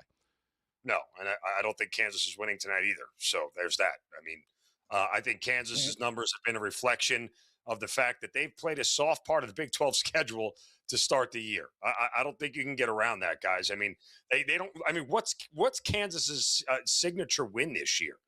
Is it NC State in overtime? Probably BYU last game. Probably BYU. Yeah, right, but what I'm saying, okay, fair enough, yes. But they're hitting a stretch of their schedule where it's BYU, Texas Tech, Cupcake, Utah, and then Arizona and Iowa State again. Like, come on, like this is I would say Iowa State might be their best win at home, but they're probably not going to go beat them in Ames, that's for sure. Like they don't really, a lot of their numbers. But this is Kansas, though, Mark. You could say that about 99% of all other teams, but Kansas is Kansas. A good Kansas team is better than Iowa State. It's better than Baylor. It's better than West Virginia. It's better than everybody, basically. So I get what you're saying, but I don't need to have Kansas prove to me that they're good. They're five-star players on that whole team, and they got a five-star head coach who's having a little rough year. But I don't. You need to have them prove to you that they're really good. No, but I agree with both of you. The third party. Let me just quickly say I agree with both of you in the sense. I think Mark is right. They haven't played the toughest part of the Big 12 schedule yet. It's coming up right now. They're getting into the teeth of it, and I agree with you, Scott, in which I think they're a good basketball team. If Darren Peterson's on the floor, I think they can compete with anybody, Scott, to be honest with you. Right. Like Elite Eight, Final Four type of team. I have them as the fifth best team in the Big 12. I still think Arizona, Houston, Iowa State, and Texas Tech. But that doesn't mean they're, in the NCAA tournament that they can't go on a run, right? You know what I mean? It just goes to show how good the Big 12 is. Some of it may be the draw and everything else. Speaking of the tournament real quick, you guys know I have a couple of shekels laying around. You know what I do with my shekels? I throw them on future bets. You know what I put a shekel on this week? The St. Louis Billikens to make the Final Four. We got it, Gabe, and I have that already. Yeah, we brought that up a couple weeks ago. Final Four. Yeah, Billikens Final Four. Yeah, they're the real deal this team. What number did you get? Because I got plus 3,500. 150 to 1 to win it all. I didn't do it to win it all. I only did to make the Final Four because I felt like part of my logic is they're going to run into probably three Power Five teams in a row at some point, right? Three teams that are top five teams. It's a real question of whether they can beat 3 and 4 in a row. I think they can get 4 wins to win the title in the Final Four. You get it. You're getting probably 2 top 10 teams in the country theoretically. They're really, really good, and their shooting is insane. And they don't have any holes, but I don't know if they're that good to make that kind of run. So I just took them at the final. I figured, Mark, I figured I would get a cash out. I don't really expect them to win it all either, but I'm thinking I'm not even going to get greedy. I'm hoping we could stay away from whether it's George Mason, St. Louis, Miami of Ohio, Cinderella team. We got to stay away from the 8-9 game because then we have to play the number 1 seed. It's those. No, they're going to get more respect than that. They're going to get more respect than that. They are right now slated as a 7 seed, but what you really need is for them to get to a 6 or a 5. You need some other. Win the tournament, win their conference tournament, finish the whole deal. Yeah, it is going to be a very nice position for anybody who has a future on St. Louis. And don't forget, now there's Final Fours up. You will have the opportunity, right? Sweet 16, Elite 8, right? There'll be different odds along the way. I see at Bet365 right now, they're 28 to 1. 28 to 1 to make the Final Four. I got them at 35, so I feel better. Yeah. For the record, Texas Tech plus 800. See, there's so many good teams this year, Mark, right? And Scott, I'll throw it to you, Mark. There's so many good teams that you can't dismiss and say, oh, no, they couldn't go on a deep run. Like Texas Tech could go on a deep run. And no one's really talking. I'll throw it to you, Mark, on this. And Scott, you jump in on the SEC. No one's really talked about the SEC this year in basketball. Yet they do have, like, you look at the Florida Gators starting to put it together. You guys watch them just massacre Alabama the other day. Yeah. Right? They stumbled out of the gate early. They had new point guards. You know, we can't forget about the Florida Gators, Scott. This is a good team. No, they are probably the best team. Look, we all had Texas A&M to lead the conference halfway through the conference season, right? I mean, we all had that, didn't we? Yeah, of course. Yeah. Sure. Well, they're good, though, Texas A&M, but they're good. You know what I mean? Football. Yeah. Here's the thing about the SEC, guys, okay? They are very, very deep, but their deep is very average deep. Like, Florida to me is the best team in the conference, right? I don't think anybody's better than they are. I think Vanderbilt has some promise, but I don't necessarily trust them. Arkansas is a typical Coach Cal team. They have the highest ceiling of any team you can imagine, but they also could get bounced because of one bad game very early in the tournament, right? Both the SEC tournament and the NCAA tournament. So it's hard to really trust them. Kentucky ain't the same. Tennessee feels like the most bland version of themselves the last couple of years. Auburn's still got an uphill climb. Alabama's weak. That's not a good team. And Missouri can't shoot anywhere other than home. So these are all teams that could beat somebody, but there isn't anybody other than Florida that really scares you. And Florida's numbers look bad because of the rough start they got off to. But if you look at them from games like 8 or 9 on, they've been a wagon ever since. Yeah. They're going to be tough to beat. You got some real good teams with real good coaches that are all at a collision course for the Elite Illinois. Eight. I won't even. Another team we don't really talk about, or the public. You know what I mean? Illinois. Look Won at in Nebraska over the weekend. By the way, guys, Syracuse is going to back North Carolina. Look at this. They're down by 7 only now with 50 seconds. Wow. 7. 25 a moment ago. Mark, good job, man. Appreciate it.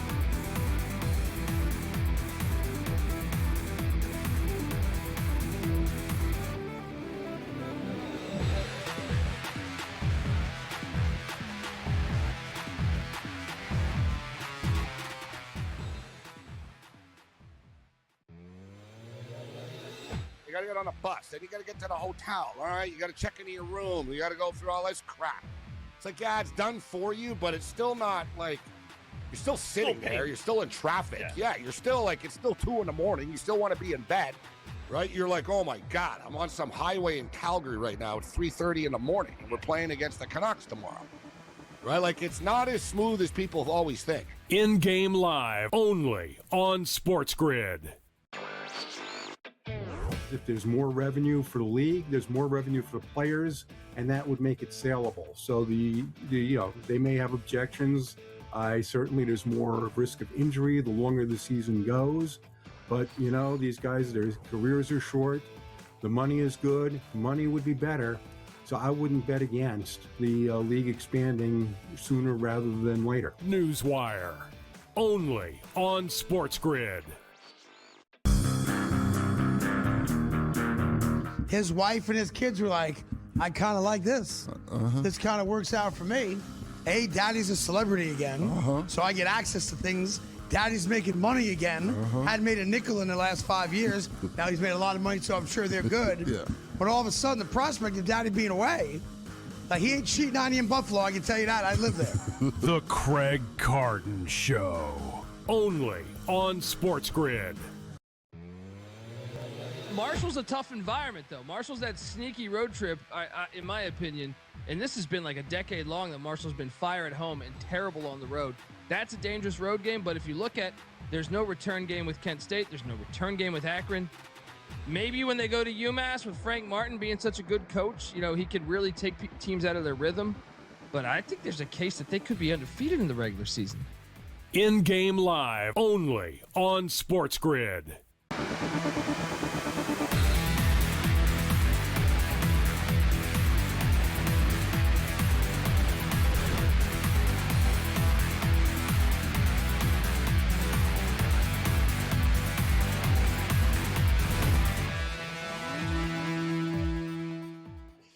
All right, welcome back in Game Live. Game Day here on the Red. Scott and Gabe, hour number 2. Thanks again, Mark Zitto, for joining us, SportsGrid host. As we got Tom Vecchio coming up in about 20 minutes. You were mentioning, Gabe, about Tennessee. I don't know if you saw it over the weekend, right? So the team loses.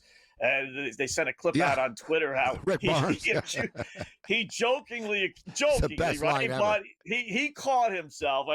He accused his kids of maybe gambling. He says, I don't understand it. We play so well for so long. Then at the end of the games, they make these crazy passes where, you just wonder if they're gambling or not, right? And as soon as They he were said talking it, about he's the passing.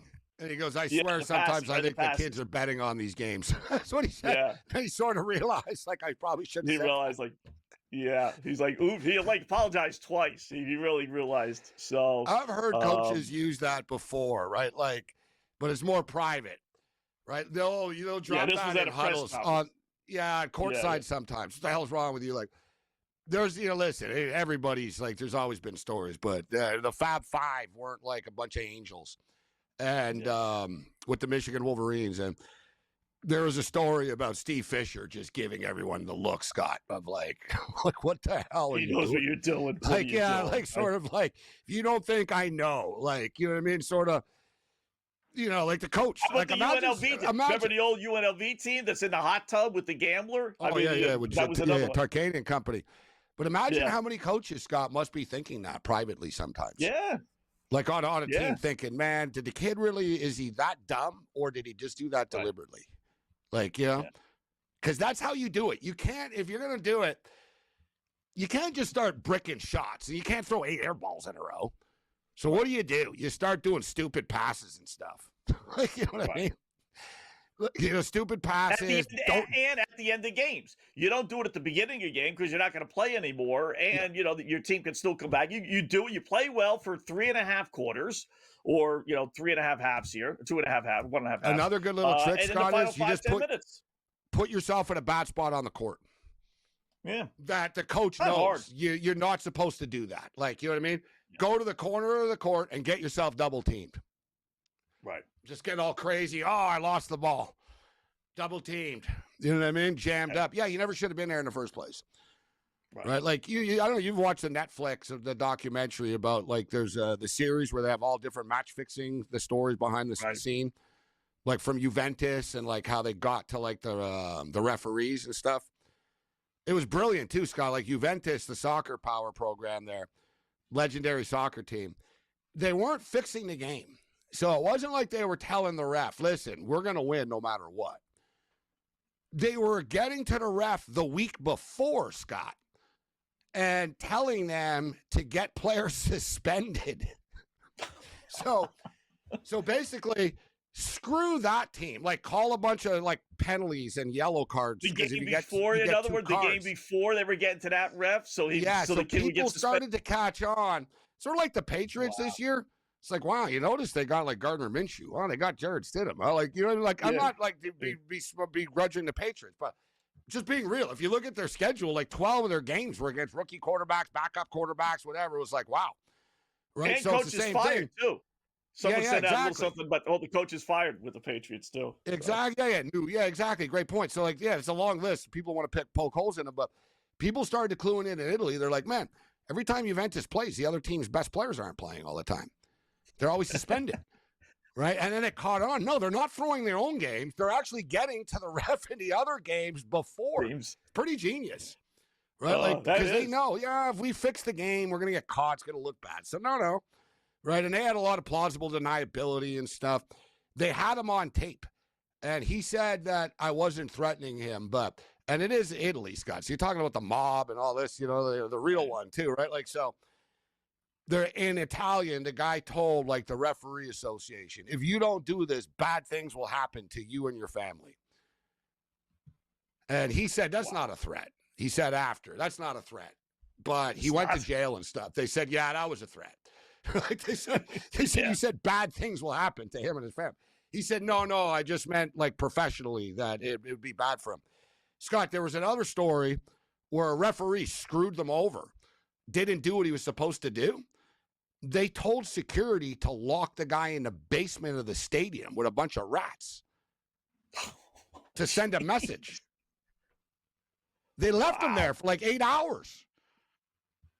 Yeah, it was a big Soccer scandal in people Italy. are It's on nuts. Netflix. Like, it's a big scandal, but they did the Arizona State stuff. Remember, you and I are old enough. Remember, the Arizona State was one of the first betting scandals, and it was the best. They actually had the guys placing the bets, the kids on the floor, the point guard that did it, and like he went to jail, the kid. So now he's talking about it's 20 years later and stuff. So he's talking about it, and he basically said, "You know how hard it is to fix a game?" He goes, "It was a lot harder than I thought." And he talked, you'd love this, Scott. He basically said, he goes, there was a dude on our team that never made any shots. He goes, the kid scored like 22 points one night. He goes, I was like, I couldn't believe it. Like, so he basically, he goes, I didn't have a choice. I had to bring in like another teammate because one guy on 5 couldn't do it. And it's funny, he shows you and he goes, yeah, here I did a bad pass. And he goes, here I was screwed. And like, it was funny to watch him, Scott, like walk it through why he did what he did on the court. Like once he was like, yeah, that was bad. Once he just passed to nobody, like just he passed out of bounds. And he said, yeah, I was panicking because we were running out of time and stuff. It's really funny, man. And he talked about how he realized it was hard with just one guy because he couldn't control like the other 4 guys on the court. So he got another guy involved. And then the 2 of them realized we need one more. So it's 3-2. Yeah. Kind of like 8 men out. Right? It really. Yeah, he's like, if we got 3, if we got one more, and he goes, and the other, like half the team didn't know, Scott. That's what's really unfair. Right. Like that's what he said. He goes, I feel bad, man, because like the guys didn't know. And he goes, trust me, like they got in my face in the locker room after about this stuff. Like, what the F are you doing out there, right? He was screwing his team over. Let's call it out for what it is. I don't doubt for a second, Gabe, that for every story we hear, there's 10 more. There's 10 more. Because it's so when they easy. did the Pete Rose investigation, dude, a bunch of umpires' name came up. They just didn't do anything about it. I've said this for eons, Gabe. How is it possible that the guy is in his dugout calling from the phone and no one's hearing him gamble? He's in his like office. Tim Donaghy, Scott. No, not one NBA ref realized what Tim Donaghy was doing. Come on, as if, and he couldn't do it alone either.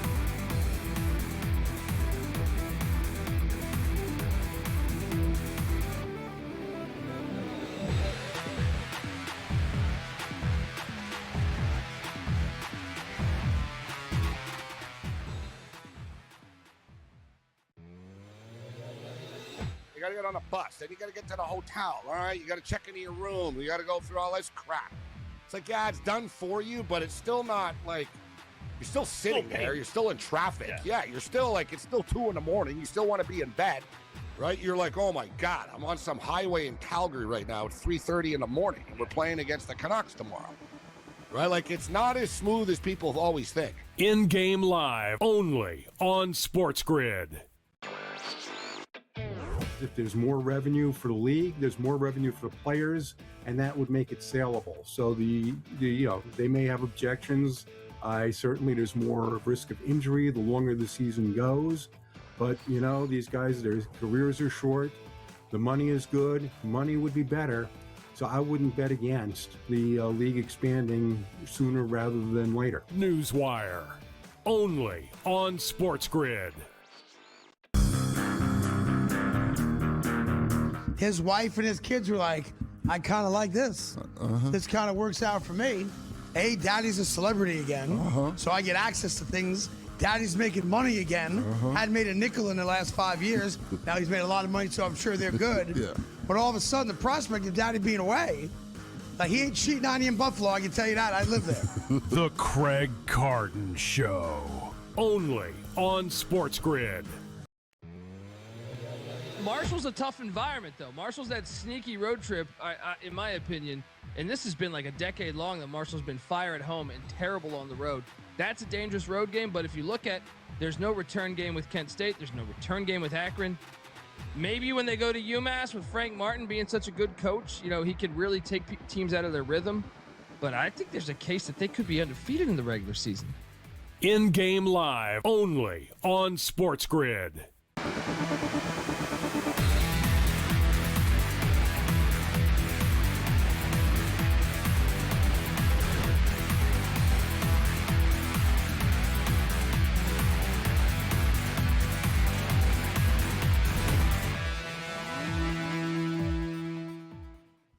right, welcome back in Game Live. Game Day here on the grid. Scott and Gabe, hour number 2. Let's see if we can find some winners. We got Tom Becky. We'll do some hockey with him. So why don't we take a peek at the hockey board? Buffalo doing it again. They are leading 4-3. Everything's locked up right now. 6.5 minutes left. So I don't know if a team is going on a power play or not. But Sabres looking for a road win at the Florida Panthers, or the Panthers. Yeah, who are 1-5 their last 6 at home.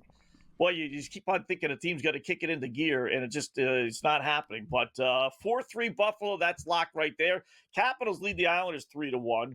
I was a little surprised that over/under was 6.5.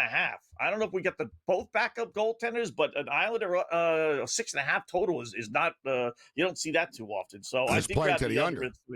Yeah, it's playing to the under. One thing with Buffalo that's impressive about the Sabres is that they've been super hot. They're like 22-4 in the last 26 games. They keep, and when they lost that one game, they bounced back after, right? Yeah. So the last time they lost a game, they won the next game, and they went on a little streak again. So they're coming off of a loss on Saturday to the Montreal Canadiens, and to go on the road and now to be beating the Florida Panthers, very impressive if they're able to hang on. Because that's the thing, if you can get right back on track after losing a game, you make up for it, and you're right back on track. So this Sabre story is really great, but great point by you last week. If there's one team in the National Hockey League that does not want to shut down for the next 3 weeks, it's the Buffalo Sabres. Yeah. Since December 9th, they've lost 5 times. What is that? What'd you say, 22 and 5, something goofy like that? Yeah, 20 with the regulation or whatever, overtime, different type losses. I mean, just road wins, good teams, bad teams. I mean, that's amazing. You begin to wonder, like, what the hell happened the first month and a half of the season? If you could be that good. Oh, and so we didn't get to this because it started before we came on. But remember, we talked about the Minnesota Montreal. It was 18-1 in the last 19. But Montreal got it done finally. They're playing again tonight, 2-2 right now, going into the third period of play. This total is 6.5 right now. I'm not sure it gets there. Kind of, it's been a hard checking, sort of lower scoring game. They scored a bunch of early goals in this game. We hit the over 1.5 in the first period, but they only scored 1 goal in the second period, Scott. I'm not sure this is going to end up like 5-4 or something. And speaking of hockey, and for the record, the Red Wings are up 1-0 on the Avalanche, unfortunately. And still scoreless right now with the Jets and Stars. They played 20 minutes of hockey. Nobody scored in the first period, but I don't know how much you saw of the outdoor game last night in Tampa, but it turned into be a real classic. The highlights. Yeah. The Boston Bruins had a 5-1 lead. A 5-1 lead. Now, I should note, it was 4-1, and there was a scrum around the net and stuff around Swayman, and Vasilevsky left his net and said, let's fight, to Swayman. We had a goalie fight last night. For the record, Vasilevsky beat him. Pretty good. He was just swinging widely and connecting. But they had a good laugh about it after the game and stuff together in the handshake line. But, man, it was wild. So it was 4-1. You have a goalie fight, and it broke the internet. People were going crazy. And then, boom, 4-2. Boom, 4-3. Boom. Like, it was just like, wow. All right, they're coming back. And they went into the third period down 5-4 only. It was like wild stuff, man. They came back basically the second period. It wasn't even like 3 late. You know what it was? Crazy. Boston took 7 straight penalties. Yeah. They had a 2-minute advantage for like 4 minutes. Bruin fan will tell you they didn't like the calls and this and that. I was watching the game because it was just sort of you can't look away. I was watching the Lakers-Knicks, and, it was kind of a blowout early, and I wasn't on Tampa, so I was frustrated. I was like, son of a bitch. They're down 3-1 already, huh?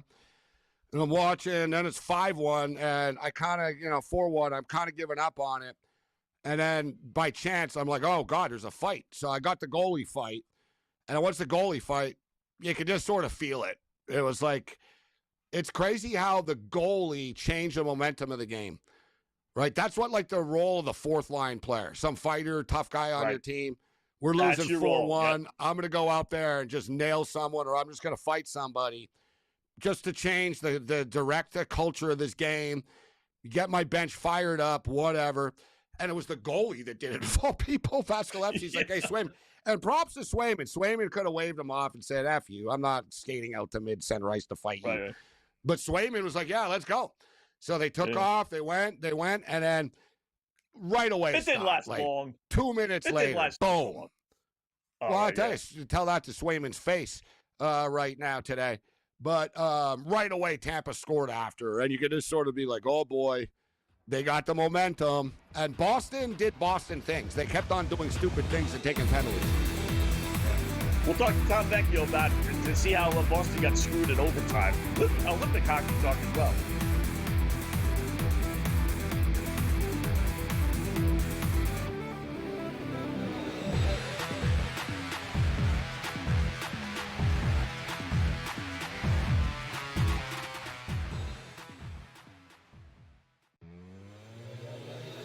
You got to get on a bus. Then you got to get to the hotel. All right, you got to check into your room. You got to go through all this crap.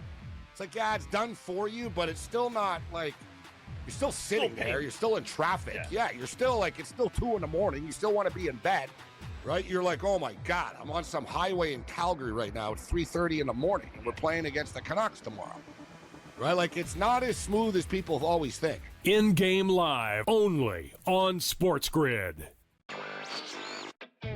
If there's more revenue for the league, there's more revenue for the players, and that would make it saleable. So they may have objections. Certainly there's more risk of injury the longer the season goes. But, these guys, their careers are short. The money is good. Money would be better. So I wouldn't bet against the league expanding sooner rather than later. Newswire only on SportsGrid. His wife and his kids were like, I kind of like this. This kind of works out for me. Hey, daddy's a celebrity again, so I get access to things. Daddy's making money again. Hadn't made a nickel in the last 5 years. Now he's made a lot of money, so I'm sure they're good. But all of a sudden, the prospect of daddy being away, like he ain't cheating on you in Buffalo, I can tell you that. I live there. The Craig Carton Show.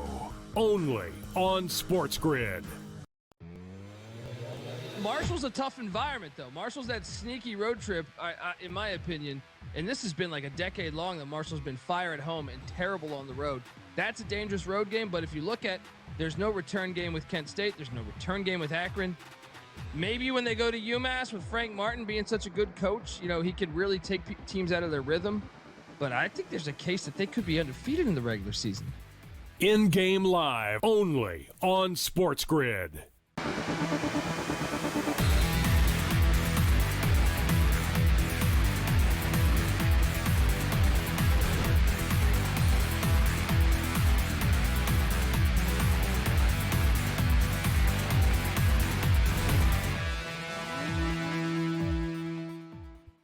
All right, welcome back in Game Live, Game Day here on the Grid. Hour number 2. We got a little bit of everything tonight. Not a lot, but we've got a little bit. We do have a lot of NHL. We got a couple good betting opportunities right now, including Colorado down 1-0 at home.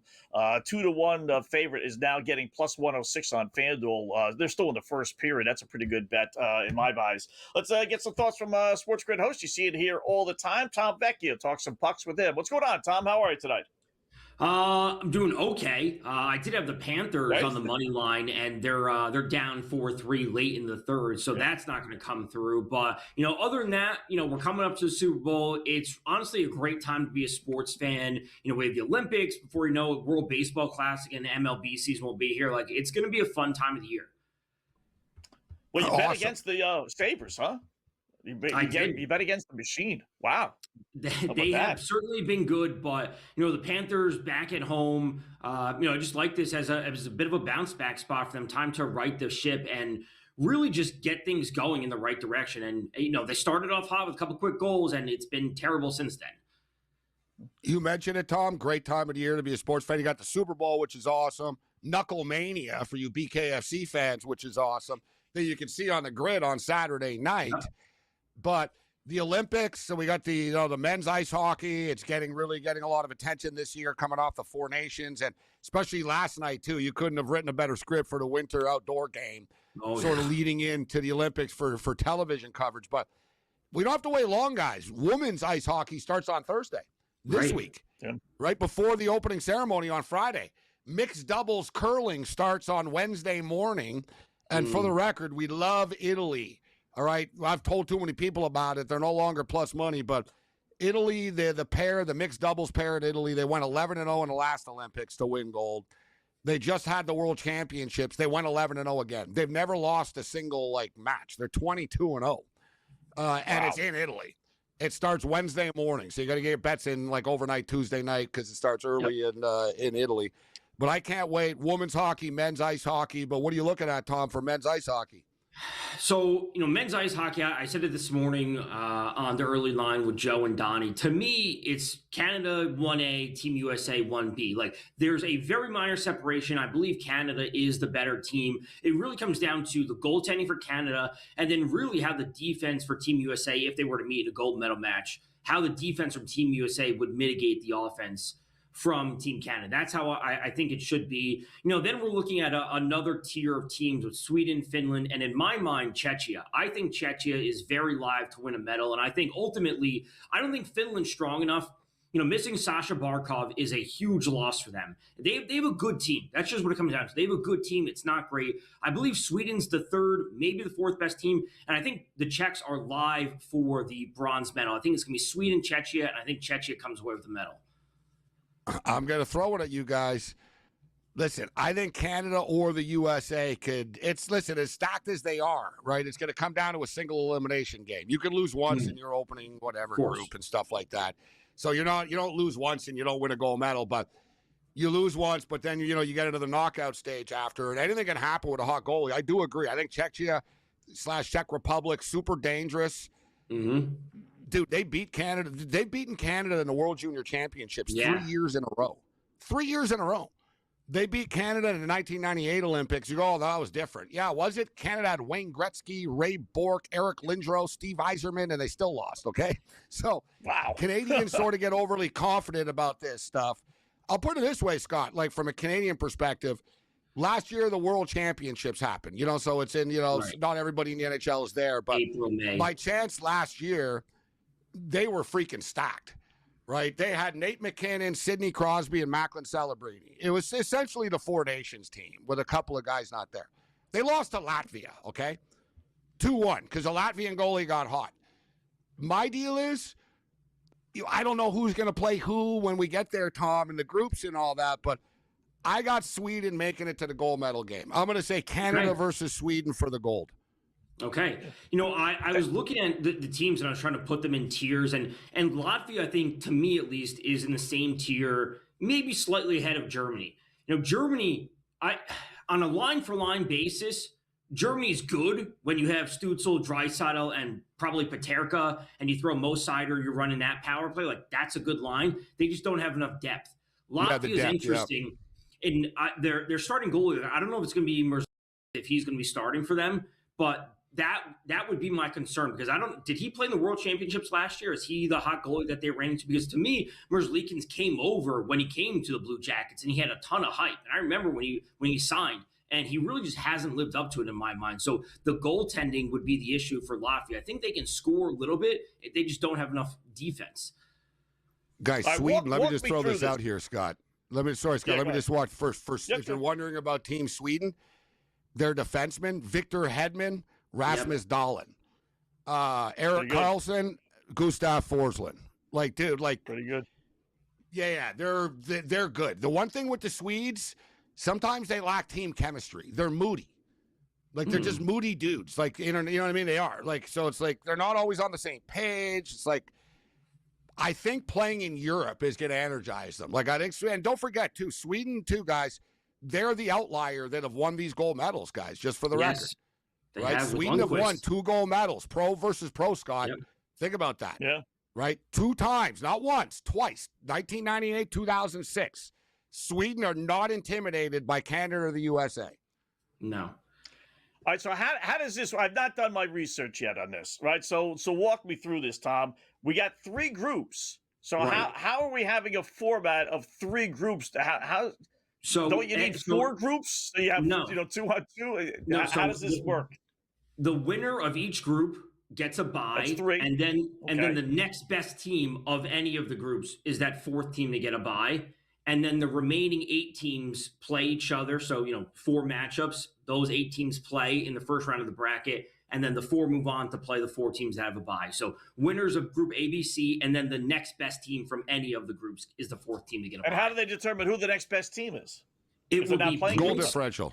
It'll be points and then goal differential would be the next. Head-to-head, goal differential. Like, all right, so those 4 get in, and then the 4 second-place teams, in essence, get in. So we have elimination round. Get in. They're all 12 teams make the bracket stage, but the 8 that don't get the bye will play each other in the first round, and then the 4 that move on will play the 4 teams that get a bye, and then it's just semifinals and then finals. you get into single elimination. Exactly. So that's why I said, Scott, like Canada could lose, and it's funny because everyone's like, put it this way, Tom. Game 1, I'm not going to put you on the spot now, but Canada play Czechia. Yeah, right? I saw that in the first game. And they're laying 2.5 goals. I know. Dude, Czechia are going to turn this into like a 3-2 game, bro. Like, people seem to think it's a video game. Oh, Canada's going to roll everyone. No, dude. The Czech Republic know how to play defensive hockey. They're going to shut this game down. And it's Canada's first game. They're going to have a couple of practices. Canada's not going to want to do anything stupid either, right? And not to mention, Canada's goaltending is, like, shakier than a drunk dude at 3 a.m. leaving a bar right now. Is it Binghamton? So is he getting a crack? Well, Binghamton's been terrible. It's got to be Logan Thompson. So the 3 goalies on the roster would be Binnington, Kemper, and Logan Thompson. So I think they'll give a mix of Thompson and Binnington at least to start in the opening rounds. And they'll go Binnington first, Tom. I think he won the 4 Nations for them. They're loyal to him. Right. And don't forget, going into the 4 Nations, everybody said he sucked. And everybody in Canada did not want him to be the goalie. And John Cooper said, chill out. We trust him in a big game. And he ended up playing well for them. But now he's even worse right now. But I think they'll give him the bone. They'll let him start against the Czech Republic. But if he doesn't play well, they're going to pull the leash. They won't have a choice. Right. The elimination games are the real games. All these others are, you could go 0-3 and you're still not eliminated. You just got to play that extra game. Right. The extra games. Yeah. All right. So ultimately, who's your pick? I mean, I think Canada's the best team, but of course, I'm rooting for Team USA. So you got your money on Canada. Plus 120. All right. Not bad. You want to win with the USA? Take the USA woman. It's a lock. Yeah. Thanks, Tom.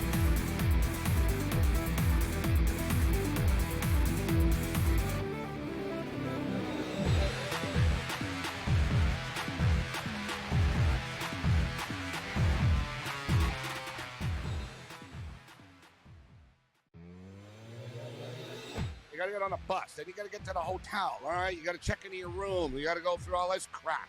It's like, yeah, it's done for you, but it's still not like you're still sitting there. You're still in traffic. Yeah. You're still like, it's still 2 a.m. You still want to be in bed, right? You're like, oh my God, I'm on some highway in Calgary right now. It's 3:30 in the morning and we're playing against the Canucks tomorrow, right? Like, it's not as smooth as people always think. In-game live only on SportsGrid.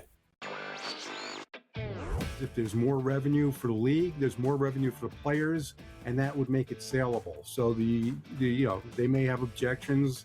Certainly there's more risk of injury the longer the season goes. But these guys, their careers are short. The money is good. Money would be better.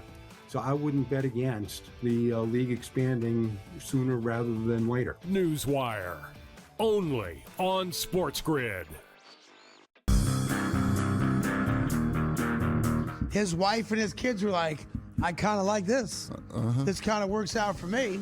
Hey, daddy's a celebrity again, so I get access to things. Daddy's making money again. Hadn't made a nickel in the last 5 years. Now he's made a lot of money, so I'm sure they're good.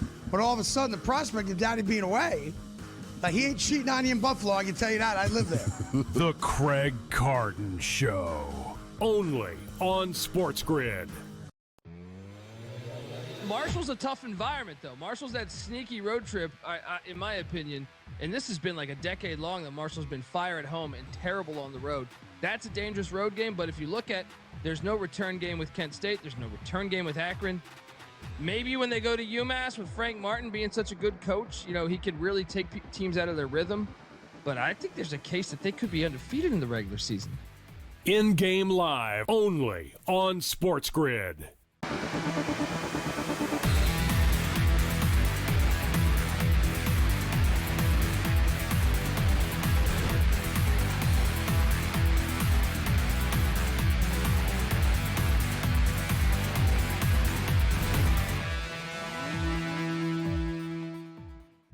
All right, welcome back in Game Live, Game Day here on the grid. Thanks again, Tom Vecchio, SportsGrid host. Bad news for Tom as the Florida Panthers did lose 5-3. Buffalo won again. I don't know how you bet against the Buffalo Sabres these days, but Tom's pretty smart with his hockey. No two ways about that. Some of the goofy lines here, Gabe. I don't know how you bet this stuff with the Olympics. I mean, I'm looking at plus 25 to 1, plus 720, plus 800. Minus 100 to 1 with Sweden, minus 100 to 1 to win in essence, an exhibition game. Hey, hold on. You can lose all three. What are we doing here? You're getting a good number at 200. I got 200 to 1 on Sweden 200 right now. 200. Oh my Let me put together. There's not really. You can't even do a can't miss. Like I swear to God, Scott, Canada could lose to the Czech Republic. Like point blank, they could lose that game. I don't think they will. They're only minus 455 on the money line, but I'm telling you right now, like I'm looking at the Czech Republic. If I get 3.5, I'm all in. But plus 2.5 is minus 134. But looking at the numbers, Slovakia and Finland. Slovakia do have a bunch of NHL players. Finland are all NHL guys pretty much. Finland are minus 1.5, 500 on the money line. Sweden and Italy, it's up to 5.5 now. Wow. Italy could have gotten NHL guys like Adam Fantilli or anyone with a last freaking name or an ancestor or whatever. Like, stuff is loose now, right? They didn't. They said, no, we're going to go with guys that are real Italians here in Italy.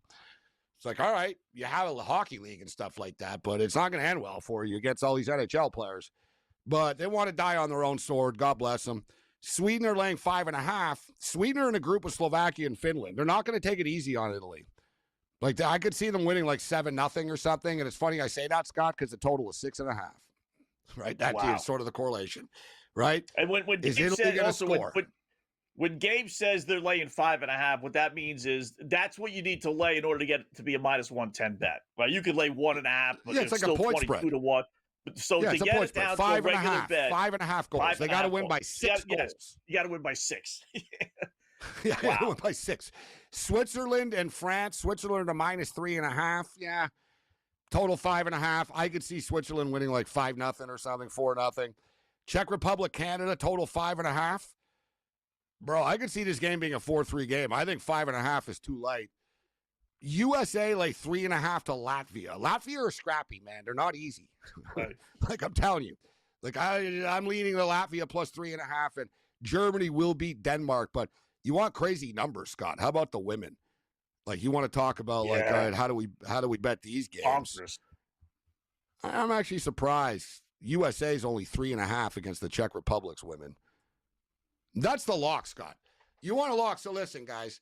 There's been 7 Olympic games with women's ice hockey. All right, 6 of the 7 times it's been USA versus Canada. 1 time Sweden knocked off the USA in the semifinal. And then lost to Canada in the final. 23 of the last 24 world championships, which is a big deal in women's hockey because, you know what I mean? That's a big deal for them in international play. They do it every year. 23 of the last 24 has been USA and Canada. It's a 2-team tournament, Scott. So you got USA at minus 140, Canada plus 110. Canada are the defending gold medal champions. In the 7 times, Canada have won 5 times. USA have won 2 times. But there's a changing of the guard, bro. The players on Team Canada and the women's team, and I tell you guys this now because I think it's one of the best bets on the board. The Team Canada's women's team are like mothers and stuff like that. They're like 35 years old, and they're women.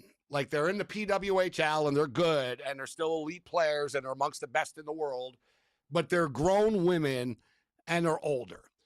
The U.S. has 12 new players on their team that have never been in the Olympics before. They have all these like super fast young star girls that play in the NCAA. They have Hillary Knight, who's never played and never won an Olympic gold medal before. They're freaking stacked. Yeah, they're stacked. Like the U.S. team is stacked with star women players. And every year, Scott, Olympic year or not, USA and Canada play something called the rivalry series. 4 games, 2 in the USA, 2 in Canada. And they do it in like a 10-day span or whatnot. It's the rivalry series tour. They did it like 3 weeks ago, okay? They played 4 games. The USA outscored them 24-7. Wow. They beat them all 4 times. Never happened before. Canada had never given up 10 goals to anybody ever in their lives. In the history of Canadian women's hockey, they'd never given up 10 goals in a game before. USA beat them 10-4 in one of the games. They beat them 7-1, 10-4, 8-1, like 4-1. They murdered them.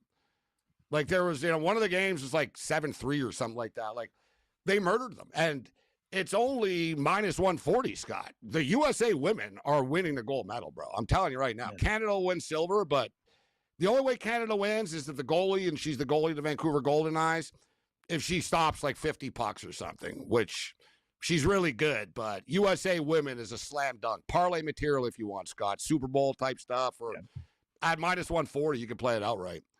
Yeah. FanDuel's got it at minus 160. That sounds like a bet. Like no climbing. One's really kind of betting right now. That'll go higher. Right, I wouldn't be surprised if that's the case. People start doing the research that you've already done, Gabe. That'll hit almost 2 to 1. I bet. 1 minus and they 180. Play, when it'll kick in after the Super Bowl. And I always say, obviously, blah blah after the Super Bowl. But I say this, Scott: USA and Canada freaking play on Tuesday afternoon on NBC. Wow. Right out of the gate, boom! Like they're going head to head.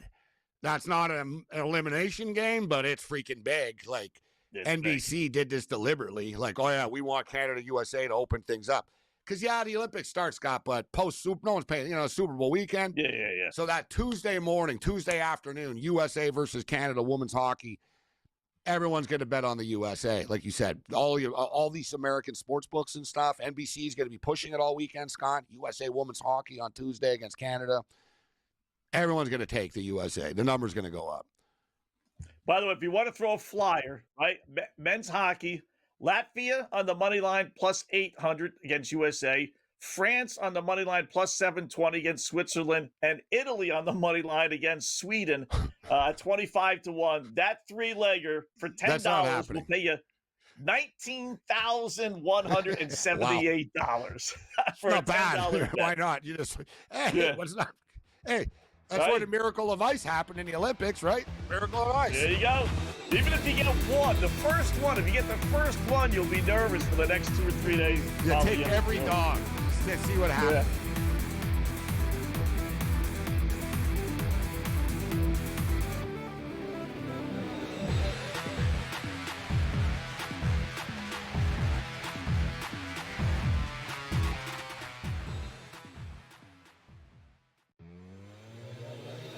You got to get on a bus. Then you got to get to the hotel, all right? You got to check into your room. You got to go through all this crap. It's like, it's done for you, but it's still not like you're still sitting there. You're still in traffic. Yeah, you're still like, it's still 2 a.m. You still want to be in bed, right? You're like, oh my God, I'm on some highway in Calgary right now. It's 3:30 in the morning, and we're playing against the Canucks tomorrow, right? Like, it's not as smooth as people always think. In-game live, only on SportsGrid. If there's more revenue for the league, there's more revenue for the players, and that would make it saleable. So they may have objections. Certainly there's more risk of injury the longer the season goes. But, these guys, their careers are short. The money is good. Money would be better. So I wouldn't bet against the league expanding sooner rather than later. Newswire, only on SportsGrid. His wife and his kids were like, I kind of like this. This kind of works out for me.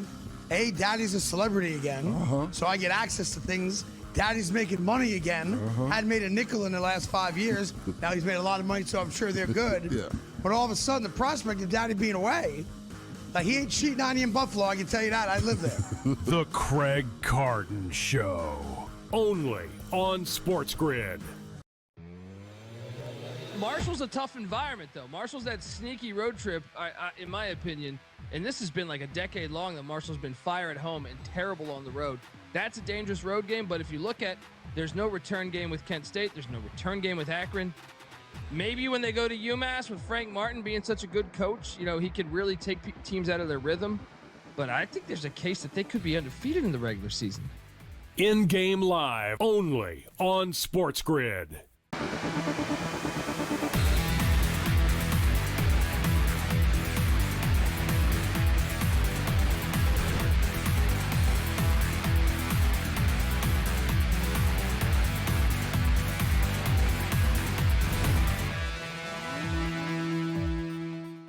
All right, welcome back in Game Live. Game Day here on the grid. Scott and Gabe closing up shop. Late night pickoff time. I will say Kansas leading by, I got 3 here, final moments of the first half, and it's a typical Kansas game. Like, this is what Kansas, Texas Tech wants to run and gun, win 84-80. Kansas wants to win 65-60, and that's the pace right now. So if you're a Kansas bettor, you're looking halfway decent, at least right now. But how about a little late night pickoff? Yeah, it is. Like I said, a good Kansas game. We'll see a second half if Peterson plays a little bit. But we left off the 2 late nighters for our late night pickoff there. We wanted to talk with Mark Zitto. So I got 2 more here, Gabe. I'm going to grab Utah in regulation. It's the other part of the PP, the public parlay in hockey. Colorado being the monster favorite, Utah being the other monster favorite. I'll take them in regulation. It's minus 165. They just, it was 1-1. They just scored, so now it's 2-1. Utah was 2-1 with Vancouver. They just scored right now. 2-1 Utah. 8 minutes in. We've had 3 goals in the first 7 minutes of this game. Wow. You played your over 1.5 on that one? I did not. I played it in the Montreal, Minnesota game, and it won. It's the only one I did, and I wanted to, but it kind of snuck up on me the start of this game, to be honest with you. And now, I didn't even look at the clock, so I thought we had another segment or 2 left. The show flew by tonight, so look it up. Yeah. I'm like, damn, we got 5 minutes left. So I am going to take the Toronto Maple Leafs tonight, coming off the shootout win against the Vancouver Canucks. The Leafs are just a desperate team. Calgary are starting to listen to trade offers, and the phone is ringing.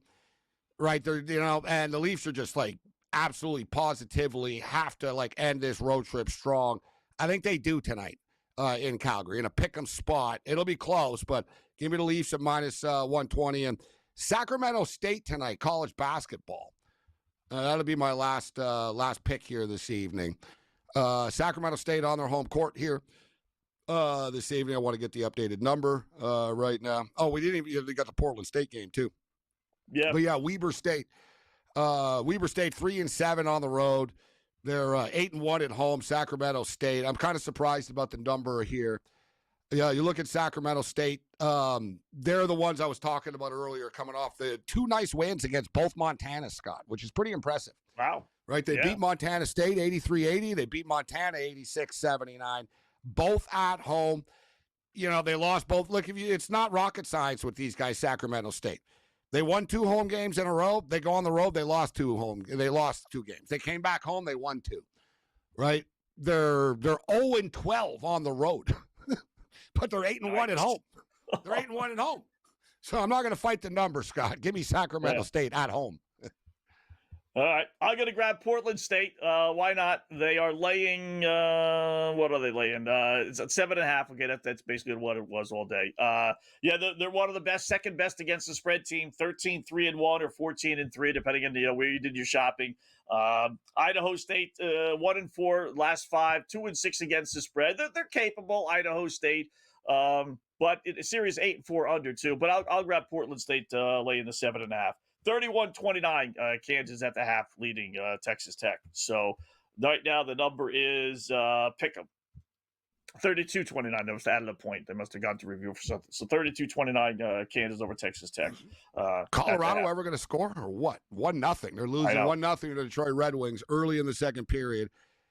Yeah. In-game numbers right now, look, the Vancouver Canucks are getting 2.5. The Canucks are losing, but they're playing hard, right? They are playing hard right now. So getting 2.5 goals is attractive to me at minus 115 if people are looking for an in-game bet. And we just get to the half right now. Rock Chalk Jayhawk up 32-29 at the break. And the updated number, the game is basically a pick 'em, Scott, minus 115 on both sides. You've got Kansas plus the points. I think Texas Tech will win, though. I think they'll get it done in the second half. Yeah. I don't know about covering, but I think they'll win. Yeah. Late night NBA, Clippers and Philadelphia. You got to be careful with this game. It's a low number, right? It's 2.5 because the Clippers played last night. I already see James Harden's going to be out. I doubt Kawhi Leonard plays, right? Back to back. I kind of doubt that, or at least to be on limited minutes. But that line's got sucker written all over. But the NBA, if I don't have to, Gabe, I don't. Kawhi is playing. He is playing, huh? Here. Wow. Yeah. I'm surprised. Batum, Collins, Dunn, Leonard, Lopez, Zubac. So as you stated, no Harden. No Harden. Giannis be traded this time tomorrow? How about that? No. I think it's going to get done. I think it's going to get done by the All-Star, by the Super Bowl, whatever the trade deadline is, Friday, the 4th, 5th, So whatever what's it your is. prediction? You see the people talking about the Bulls now. He's ain't getting traded to the Bulls. Just selling it. Like him. That's all it is. All right, Gabe and I tomorrow night. Hopefully you made some money tonight. We'll talk to you then.